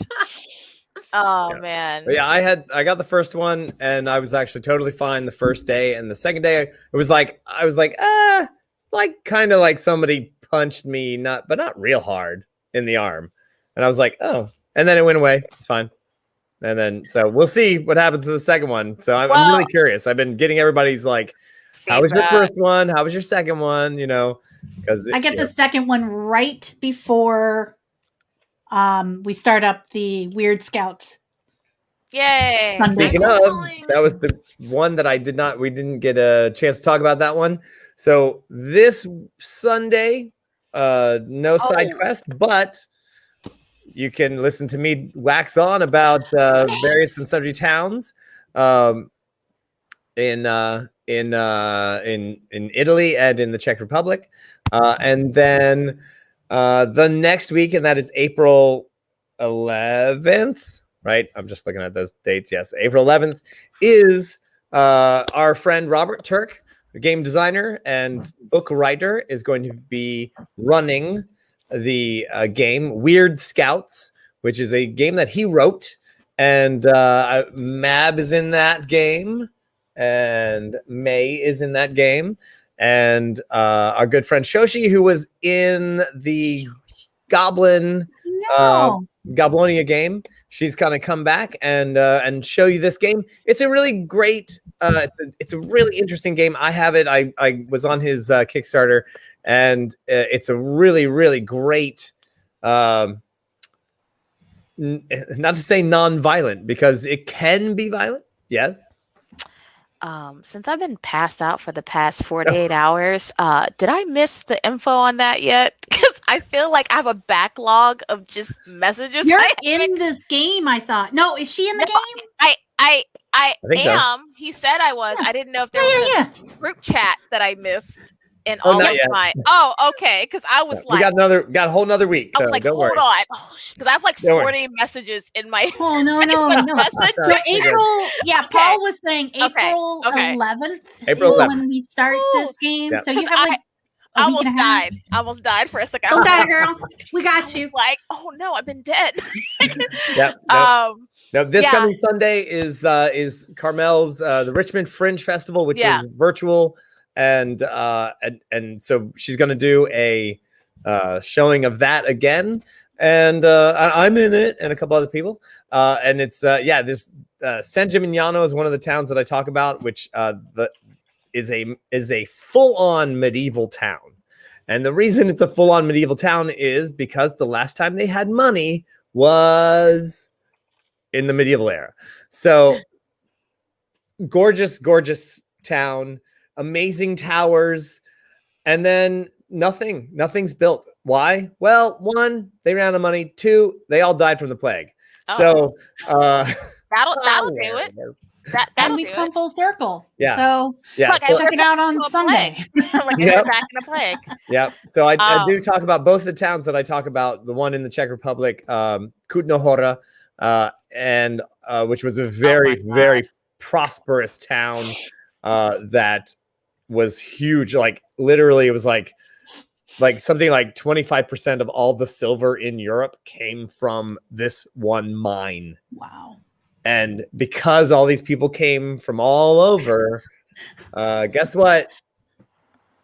They started spreading. They got the plague, and because all these people came from everywhere, and then and the conditions were crappy for all of the miners, and so I'm sure.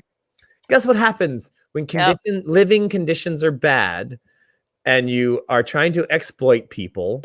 And not to get on my high horse about this, but golly, guess what happens?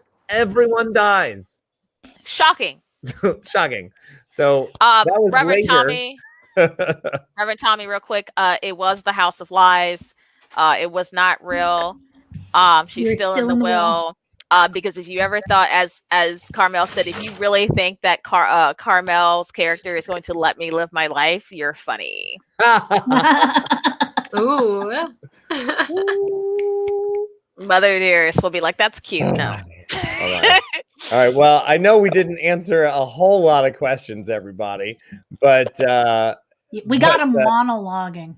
I know we got him monologuing. So I'm like, rapid fire, guys. Rapid fire before I pass out in the next 10 minutes. Yeah, seriously, rapid fire. You guys have exactly 1 minute, 60 seconds to just start asking anything, crazy, whatever, hyper personal questions. That's fine. Inappropriate things. Ask me. I have no secrets. I am in delirious. fact a nudist.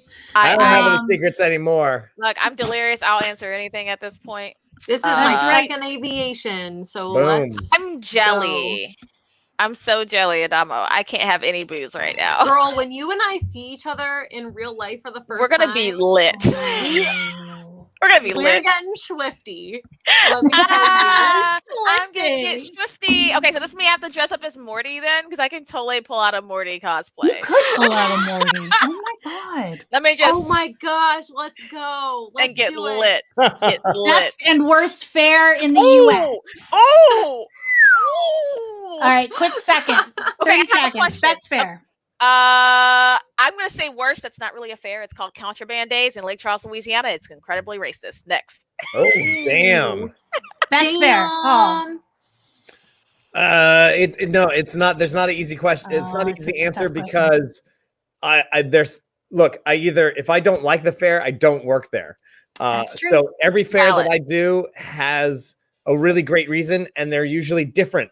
So like I'll go to one because the people are awesome. I'll go to another fair because, well, I just like being at that part of the country that time of year, and I go kayaking. So Right. so like everyone has their own really good reasons for me to be there. And like Louisiana Fair, I'm an hour away from New Orleans. Yes. Right. Like that is a really good reason to be there. I mean, Yeah. the The fair's Louisiana fun. Red The Fair fair's is great. There's It's nothing great. wrong with the fair, but you're like, well, I get to be near New Orleans, Right. So I'm not even trying to be diplomatic. It's too hard because there's no. Who said Hammond is dope? Have you been to Hammond? Wait, have you been to Hammond outside of Wasn't the that where fair? the fair I is? just gotta go. Isn't that Yes, where the- but I want to know if he's You're been talking to. Ha- She's from New Orleans. No, I know. No, I was Wait a minute. saying. Hold up. Question. Hold up. Hammond though. is dope Hold for up. fair. Okay, Hold but have up. you been to Hammond? Hold up. Okay, though. Blackened brew. Okay, I'll give you that one. But outside of that, I rest my case. Moving on. All right. So Okay, that's valid too. That's valid. that's fair. That's But fair. but the city, after living there for a minute, is a hot mess express.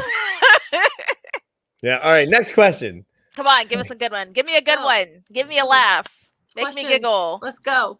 Ask me anything I about know, New Orleans. I won't lie. Look, if I'll you tell guys the don't truth. start asking questions, I'm just going to start saying real personal things about every person on the screen, and you have to decide if they're real or not.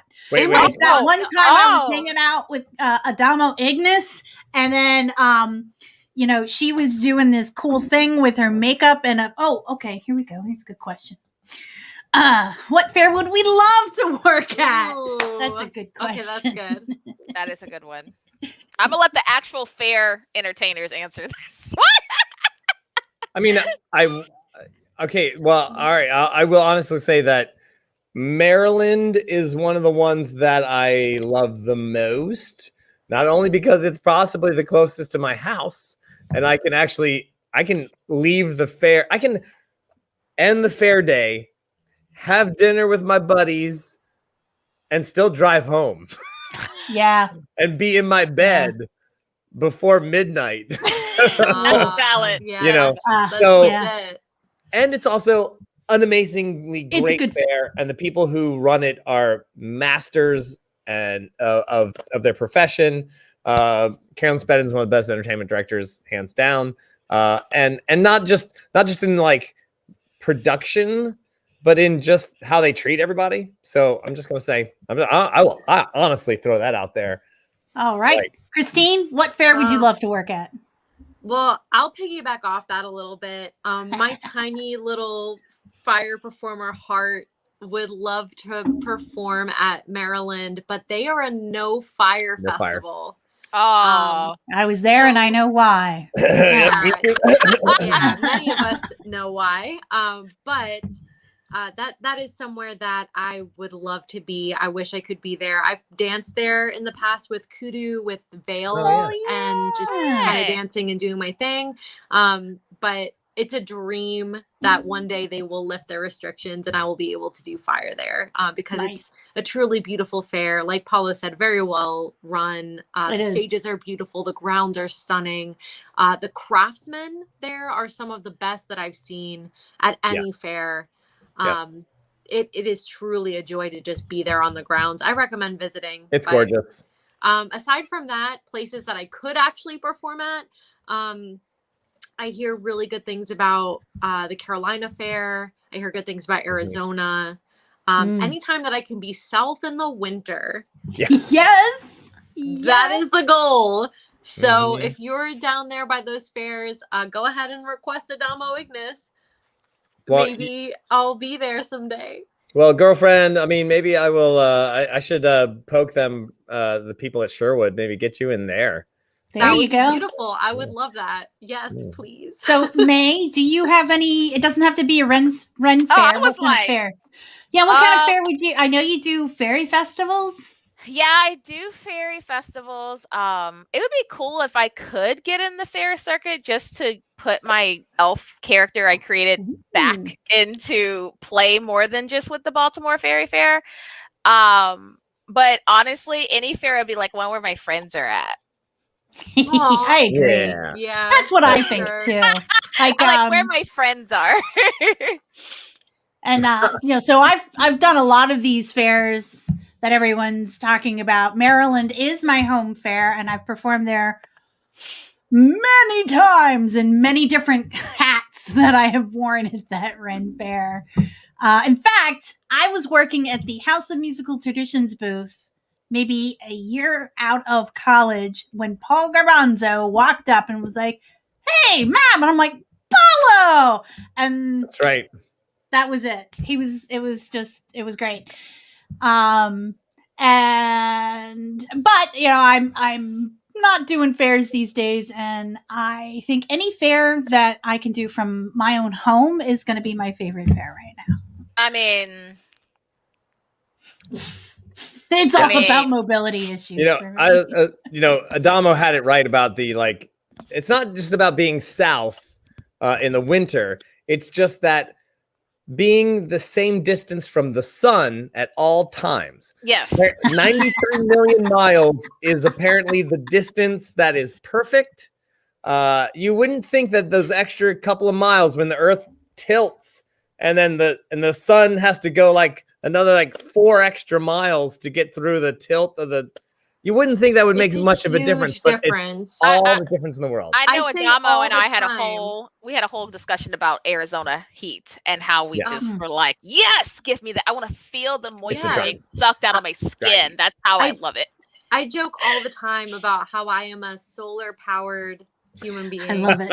It is so true. It is not just a joke. Like, truly, I am my best version of myself when I am in the sun. That vitamin D, being around all the green things. I need green. I need sun. All my favorite activities are outside. This is not a special effect. This is not makeup. I am actually this pale. I see that, Reverend. I am like, I cannot be in the sun. It hurts me. Well, I saw something from Blondie saying yes, saying didn't know you could request people.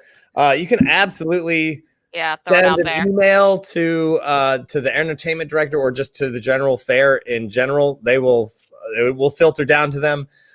You can absolutely say, "I'd love to see this performer." Blah blah blah.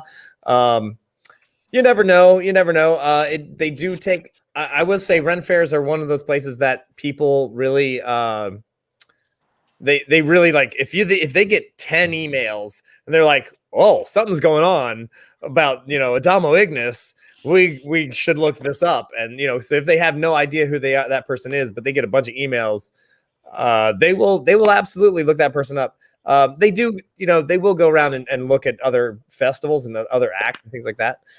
So that does happen. Reverend Tommy had a really great question for Adamo Ignis. Will you be dressed as a moop again? Ooh. Ooh, we need more costumes. Is that what I'm hearing? It Oh my God. really, if the circumstances dictate that maybe a moop is the best choice, the best path of action, then moop costuming shall occur. It could be a moopede even. Oh my gosh. So He it's could- A moopede. what is Okay, Paulo gonna infiltrating send our way? like that's a bunch of moops, or is that like a chain of moopapede. moops? I think a moopapede would be like a chain of moops. Yeah. I think we had a little moopede on that We one did have a episode moopede. where I broke That the sounds dam. so wrong. Right. Yeah. I So wrong. know. I'm gonna let May pick the next question because you guys were awesome and you shot off a bunch of really good questions. Is there a next question? Let me see. I'm Ooh, favorite Star scrolling. Wars movie? There we go. Oh yeah, there's that one. Oh yeah, favorite Star Wars movie. Best. Oh. Yeah. Ooh. I Oh, actually have that's an good. opinion on Okay. this. All right. Return of the Jedi. Yeah, haters be hating, but I love an Ewok. What can I say? Rogue One. Rogue One. Rogue One. Come on, guys. Rogue One was so freaking good. It was good. Rogue One was pretty Oh, good. Lord. I Okay, cried every time. I like the Lando movie. Oh, you mean the Lando Calrissian movie? Yes. Oh, I'm sorry. It's called Solo, but yes, it's called Solo, but it's the Lando Calrissian. But it's the Lando movie. Calrissian movie, which is gorgeous. I Yes. was like, Agreed. why is he here? Why is Han Solo even here? Like Somebody just called me on my shit there. Ewoks. This is correct. I mean, You are yes. absolutely right. I wanted to be an Ewok so much when I was a kid. I wanted to live in a little tree house and swing on vines. I always wanted, and I have a friend that's willing to make me I don't know whether to call it an apparatus or oh my god, I can't think. What do you call it? Costume. Whatever you want to call it. I don't know. I'm Face tired. mask. No, prosthetic. I had to think about it. So I've always wanted to be a freaking Twi'lek, and like Ooh. I just have Oh, to yeah. pull that trigger because I just want to be the green one in the black mesh Nice. from with Jabba the Hutt and just walk around half naked. a friend of mine got I'm married sorry, as a before Twi'lek. living. Yeah, Okay. I just want the whole thing. So there's. I just want to cosplay with you like so much. I know, right? I So- want a cosplay group with like Mab and you and Yes, me please. and Kitty. We could do all the cosplay groups, just everything. A Steven Universe. I'm telling you, I want the gems. Yes. Oh my the God. gems! I'm so here for Steven Universe. I love Steven Universe so much. So here's a good And question. you get to ask the Yes. next question. Oh, I was gonna. There's a good go one. ahead. What is your best Ren Fair experience? Oh. Now, I have because I have one in my head, and I have a couple. I think I've told this story a few times about giving someone a seizure with my brain because they were interrupting my show. They were not heckling. I love hecklers. Hecklers are fun. Hecklers make the show interesting. This person was merely interrupting and being extremely rude, and I gave him a seizure with my brain. I just went and gave him a seizure. It was beautiful. It was the best thing ever. But I have to say that my best Ren She's Fair experience. horrified. It's too long of a story. The short. This is the other. I guess second best. It's the best version I can tell right now. Is when I threw a kid in a trash can, and Yes. it was the best thing ever. What is happening at these fairs that Paulo is at? And I'm just gonna say this is both those stories were in Louisiana. So Of course it was. Trash no, can. so Of this course kid. it was. Quick version. This kid was also interrupting my show. And the thing about like when someone's interrupting your show and not is like if a kid is yelling at you from the front row, not everybody hears the kid because the kid is pointing in your direction and then the people around the kid hear, but 90% of the audience has no idea. So you can't, even though you know right off the bat that this is not going to end well. Like the kid is like, "Meh, meh, meh, meh, meh," and you're like, oh, this is not going to end well. You can't just drop a nuke on him because you have a microphone and everybody can hear you. So you're like, listen, kid, I will rip your head off and I will throw it across this room and I will kill you. I will kill you dead. You can't say that. Okay. I will end you. It just doesn't work because everyone thinks you're the jerk now suddenly. You know, but so you do this little back and forth and eventually everyone understands because everyone hears your side. They don't hear the kid's side except for the people around them. And it's like this back and forth, and you're like, all right, kid, all right, you know, really. And you know, there's some jokes, you do the back and forth, and then you're like, all right, we're done here. And I was like, where are your parents?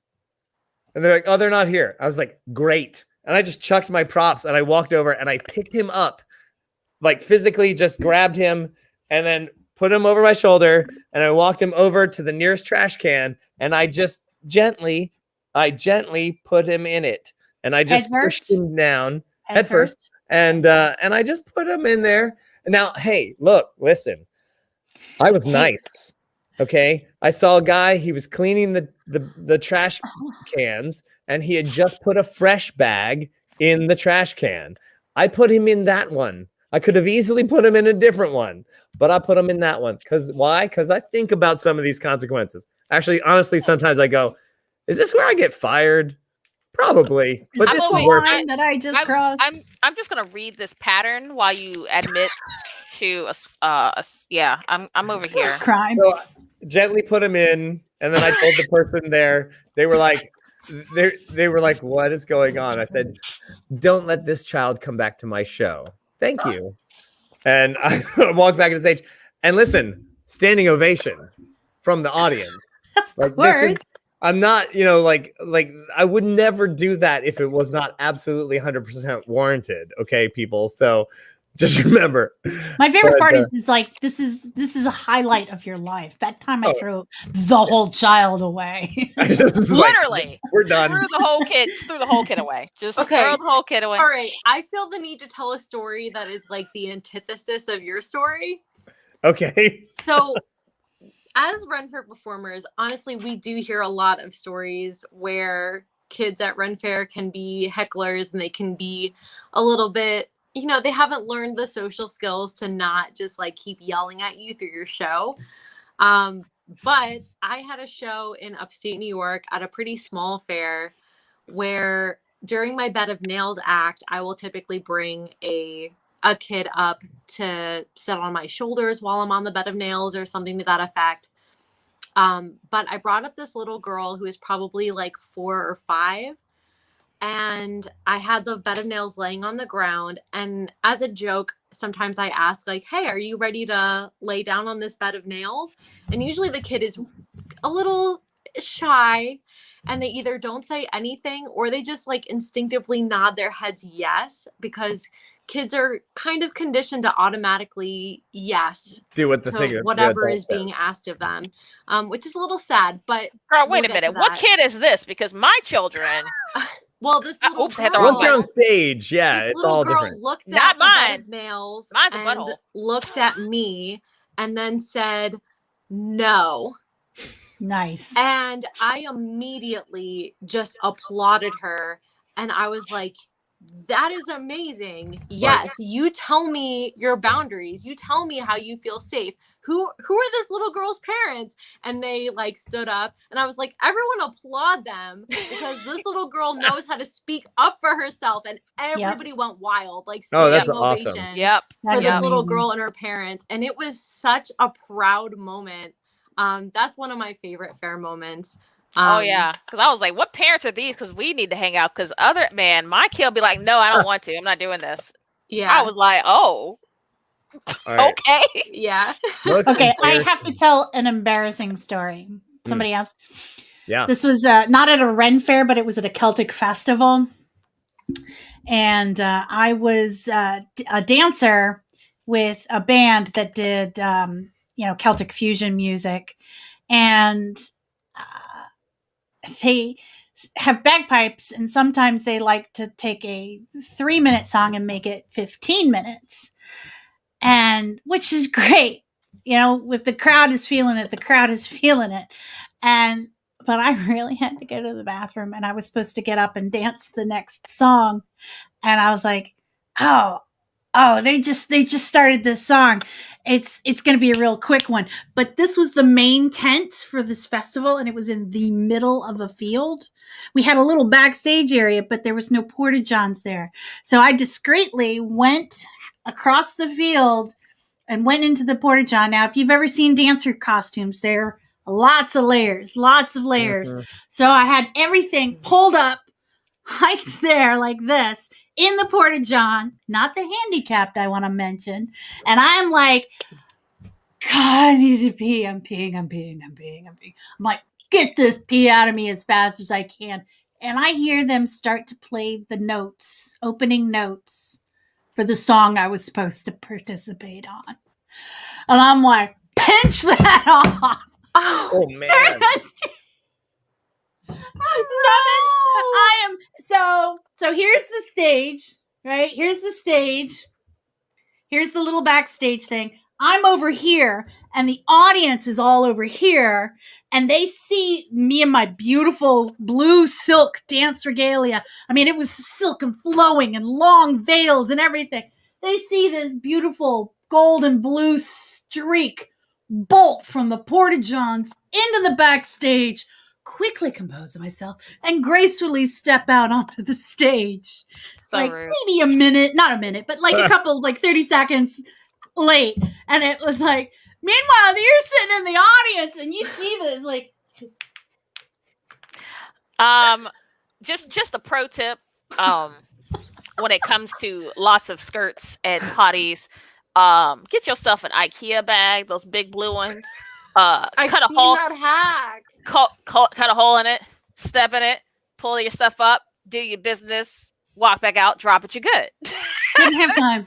There was no time. There was Oh, not man. me running. Okay.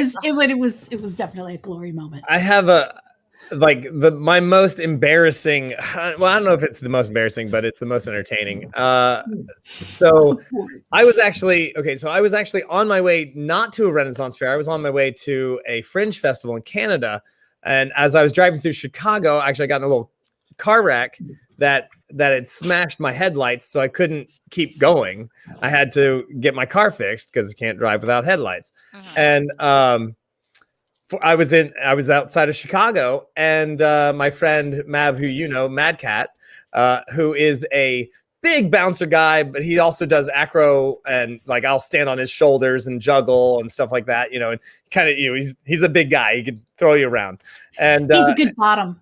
Oh yeah, he's great. He's a great bottom. He is laid on a bed of nails, while another bed of nails is laid on top of him, and someone else laid on that. I was the one on the bottom. And then, I that time, yeah, we've done it a bunch of Bed of times. nails, Mab, Bed of nails, Mad Cat, Cinder block, on fire, me smashing Fuel. it in absolutely no danger. So, Oh, there was so much danger. me safe.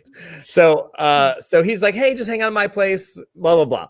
And he's like, hey, the Bristol Fair is going on. Why don't you come to the Bristol Fair? And this is like, this must have been like 15 years ago. And I had met several washerwool wenches, but I'd never met the original Danielle and Betsy. There's two washerwool wenches that I had just never met because they, just the circuit is big and there's a lot of washerwool wenches. And that becomes important really quick. So I was like, I don't even know what to do at a Ren fair anymore because that I'm not working for, because I'm like, you go there and you do shows, and then what do you do as a non-performer? I don't even know. And he's like, you drink, you hit on women, and you go see shows. Wait. And I was like, This Mad Cat. well, I can do that. And and Mad Cat is like, he's one of those guys who's like, he wants to see you get really hammered.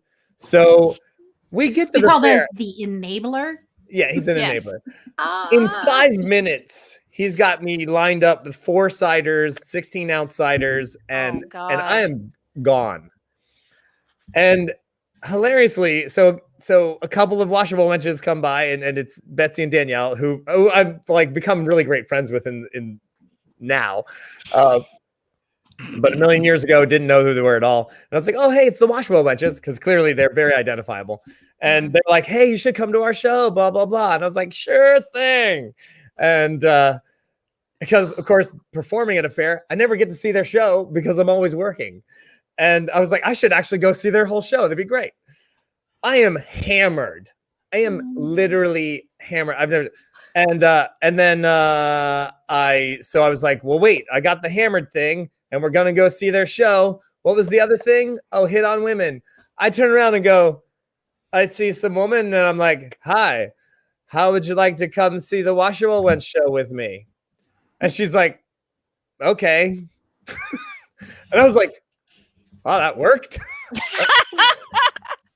All right. So She was already going to go anyway. It's fine. Right? She's in the show. So I don't know. my buddy Mad Cat and this woman whom I've never even spoken to up until this point, we go to the show. I am literally, I'm so hammered. And I'm kind of dressed as like, I don't know, like just kind of like I belong there, but not really, you know, like I intentionally dressed like I'm wearing a utility kilt. So clearly I'm not period, but then like a puffy shirt. And then like, you know, whatever. So I'm sitting there and then they get, if you're familiar with the Washable Wenches and if you have seen any Renaissance fairs, you should be. But they get a bunch of volunteer guys and then they make fun of them and do all sorts of things. And they're looking for volunteers. And of course, I'm like, I don't really want to be picked as a volunteer. First of all, I'm hammered. And then I am suddenly in the aisle. Sounds right. It's because Mad Cat, my buddy, picked me up and threw me. And I mean, I was not on the edge of the aisle. I was not on the last seat. Oh my God. I was 3 seats in, and he just like picked me up and just went, whoom. You And got yeeted into the aisle. I got yeeted, and that was before yeeting was ever a thing. And I'm on the ground, on all fours on the ground, and I'm like, how the hell did I get here? And they're like, oh, that guy, come here. And I was like, oh crap. And so I'm standing on stage with them. So this is how, just give you an idea of how drunk I was. Kids, I don't advise this. I was so drunk that I was like, why am I on stage? Oh my God. Am I Your doing natural habitat. Am I doing a show? Am I at my show? What is happening? Am I having one of those dreams where you're at your show and you don't realize, do I have any lines? Am I in their show? I did not know. Like Oh that my was God. how drunk I was. So He got yeeted into the universe. so if you're familiar with their show, they have one of their volunteers chases one of the Washable Wenches around, is supposed to like try to grab their butt, and they're supposed to yell all these things at them that they love them and all this stuff. And so I'm doing that. So I'm that guy who gets volunteered for that. I'm doing that. I'm chasing around, and she'd stop, and I would run into her and I would touch her, and I was like, oh my gosh, I'm really sorry. And I would apologize, like flat out, like, oh my gosh, I'm so totally not that kind of person who would just grab somebody like that without. And then she would laugh and run. And then I would realize, oh, right, it's part of the show. Right. That's what she's supposed to do. And then I'm supposed to run in. That's the thing. I chase her. We go like 20 feet. I forget. She stops. I run into her and I'm like, oh my God, I'm really sorry, because I would totally never actually do that. And I was just like, I'm not that kind of person who would do that. And then she'd laugh and keep running and literally, and we'd go like 20 feet and I literally would forget. Oh And I would run, and we did it like 8 times, like all the way around the thing. Anyway, so this whole point, they comes to the end where they give you a rose, they give you a flower. And then there's a whole thing in between. And then they're going to give you a flower for your lady. And the person that they had seen me next to. Oh no. And so she's like, do you love your lady? And I was like, I'm still like, I really don't know what's going on at all. And I look out there and I'm like, oh yeah, that's right. So I just go, sure.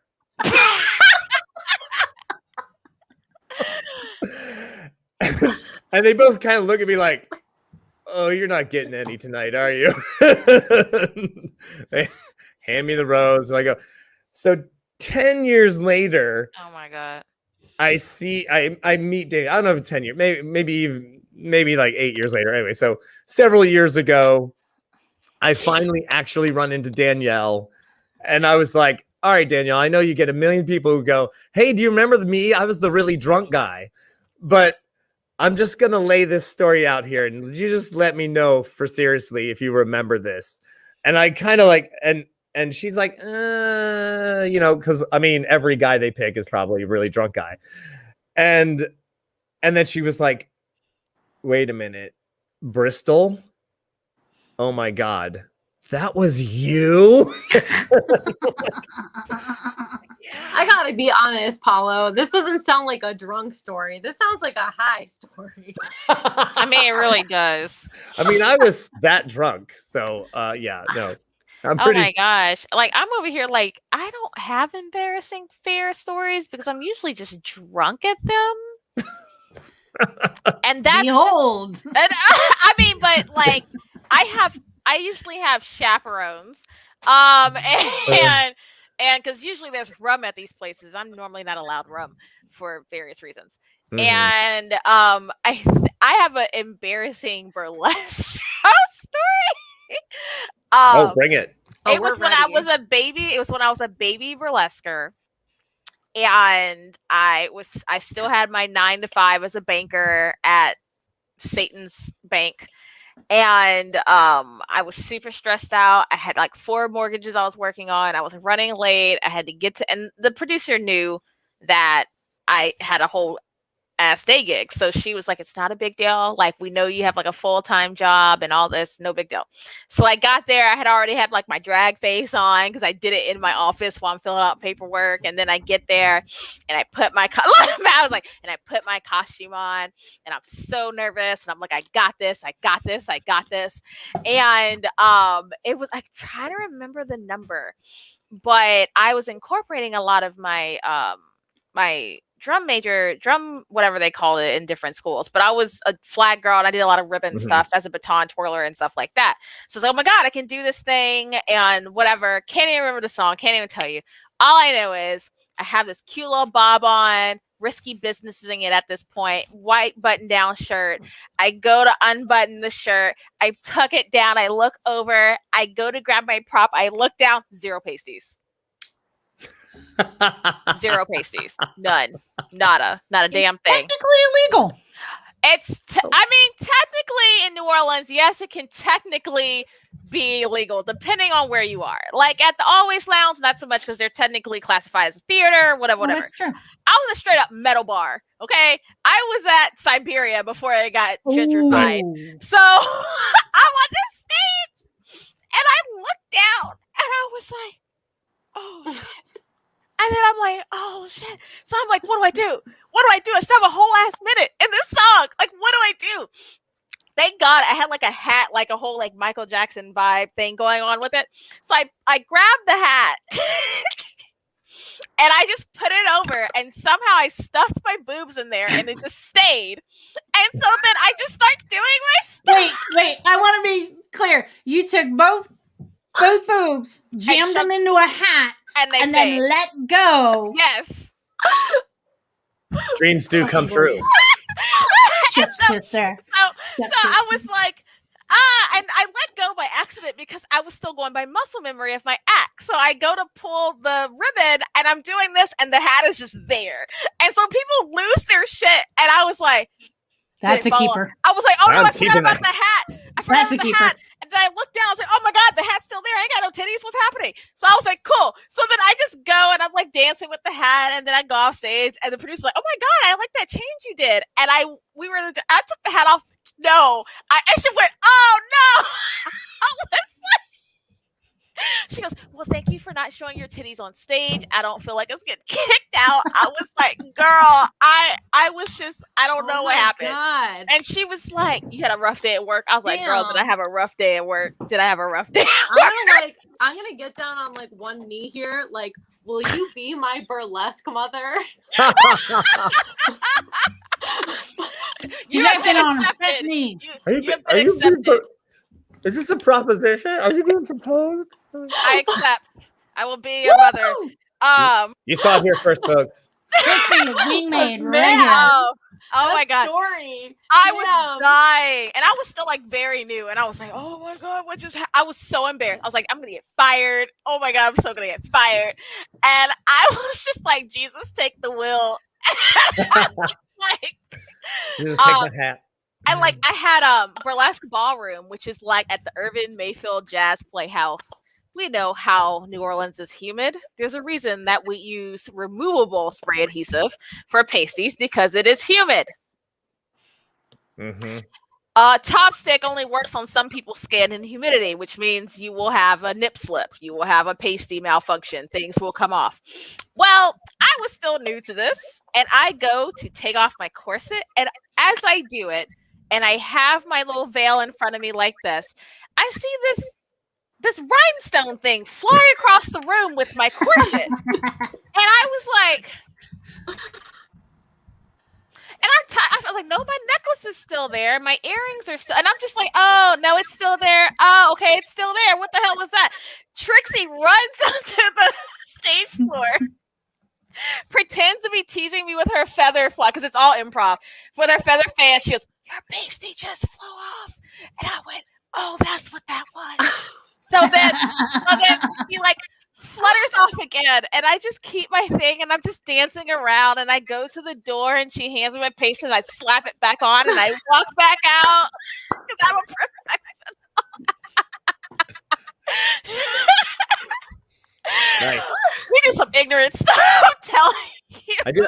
I do have to say, thanks to burlesque shows, I happen to know that even if I am sweating profusely, Velcro, I have enough hair on my chest that I can slap a Velcro thing to my chest and it will stay. Wow. And yeah, I did a whole Captain Hammer routine, and I just have this Captain Hammer thing with Velcro and like just slapped it on my chest and it totally stays. I love it. Yeah, With Velcro. My I'm favorite into thing this for so many reasons. My favorite thing are assholes. When you get the I right. love good assholes. I love good assholes, and when they stick, and I like the beat it tassels because they're weighted and they just spin like a helicopter. And all you got to do is move your hips. And it's like. Mm-hmm. What were we saying, Adamo? Sorry. I was just saying, like, first of all, like, I don't know. I appreciate like a nice body hair situation. So firstly, like, bravo, sir. Secondly, Captain Hammer, can you say more about this, please? Oh yeah. Well, so yeah, I was in Texas. I did one of the things I love about the Sherwood Forest Fair actually is that I'm really good friends with the group of burlesque performers in Houston. Namely Tifa Tiddlywinks and Emma Dilemma and their whole crew, and so I always do. They have a monthly burlesque show, and since we met several years ago now, I always get to they're like, please come do a thing, and so they always have themes. And they're huge nerds too. And so they're always like superheroes or whatever, like it's crazy, crazy themes. So I always get to do something really crazy and creative with them. So I love them. And I love being like, all right, I'm headed to Sherwood. I'm going to do some, it's like my once a year burlesque show. And which is now, of course, 3 times a year. But anyway, so then one year was like superhero thing, super bad guys, superheroes. And so I had this whole routine where I was like deciding whether or not to do full evil or not as Captain Hammer. And then I juggled a bunch of hammers. And then I had the whole, like, you're taking off things. And so I did I did a one-handed handstand. So I get down to like shorts, the Captain Hammer like cargo shorts, and then my big thing was like I get into a one-handed handstand, and then pull my shorts off with the other hand while doing a one-handed handstand. Wow. So that was the big thing. And then I slap the I'm Captain Hammer, but now it's a little upside down hammer, which by the way looks slightly more Phallic? not like a hammer. If you know what I mean? Well, but like a hammer. Like a hammer. Yeah. So so it was the upside down symbol of the hammer that anyway, it was a long story, but yeah, good times. Love them. You should see them. They're hilarious. Well, we have gone way long, and we should probably close this down. My friends, we're on Discord. If you have any questions, which I'm sure we do have the AMA thread on Discord. And that's right. Ask us anything. Ask me about my weird burlesque routines, which are usually weird. I love how you tell that story and then you're like, well, we're out of time. Time to go. Look at the time, everybody. We have shows coming up all week long, my friends. The new start of the Gothic Horror Gaming is Thursday night. We have our regular Wednesday schedule. Sunday, we've got a great Richmond Fringe Festival, which I'm in. So that's a pre-recorded event. And then Monday night, we have Carmel doing the stories. Tuesday night is going to be the premiere of our next season with some new players. So come and check it out, everybody. I've had a great time. I hope you have it too. Thank you, everyone, for being part of the show. Thank you, all of our fans who have been bringing us stuff and sending us things. Oh my gosh, they're just incredible, killer. Send us a picture, a drawing. We don't, anything. If you, we want your stuff. Give us more stuff. They've been great so far. 8 pages of backstory. Bring it. We don't care. We love you all, and we are here, and we hope to see you live and in person. Otherwise, we'll see you live on Twitch right here, everybody. Have a great night, because once again, this is Nat21 Adventures. When a natural 20 just won't do. Oh, wait. You certainly need. Nope. I didn't bring 21. There we go. I got it. I got some kind of gang sign roll thing that I'm working on. Beautiful bean footage.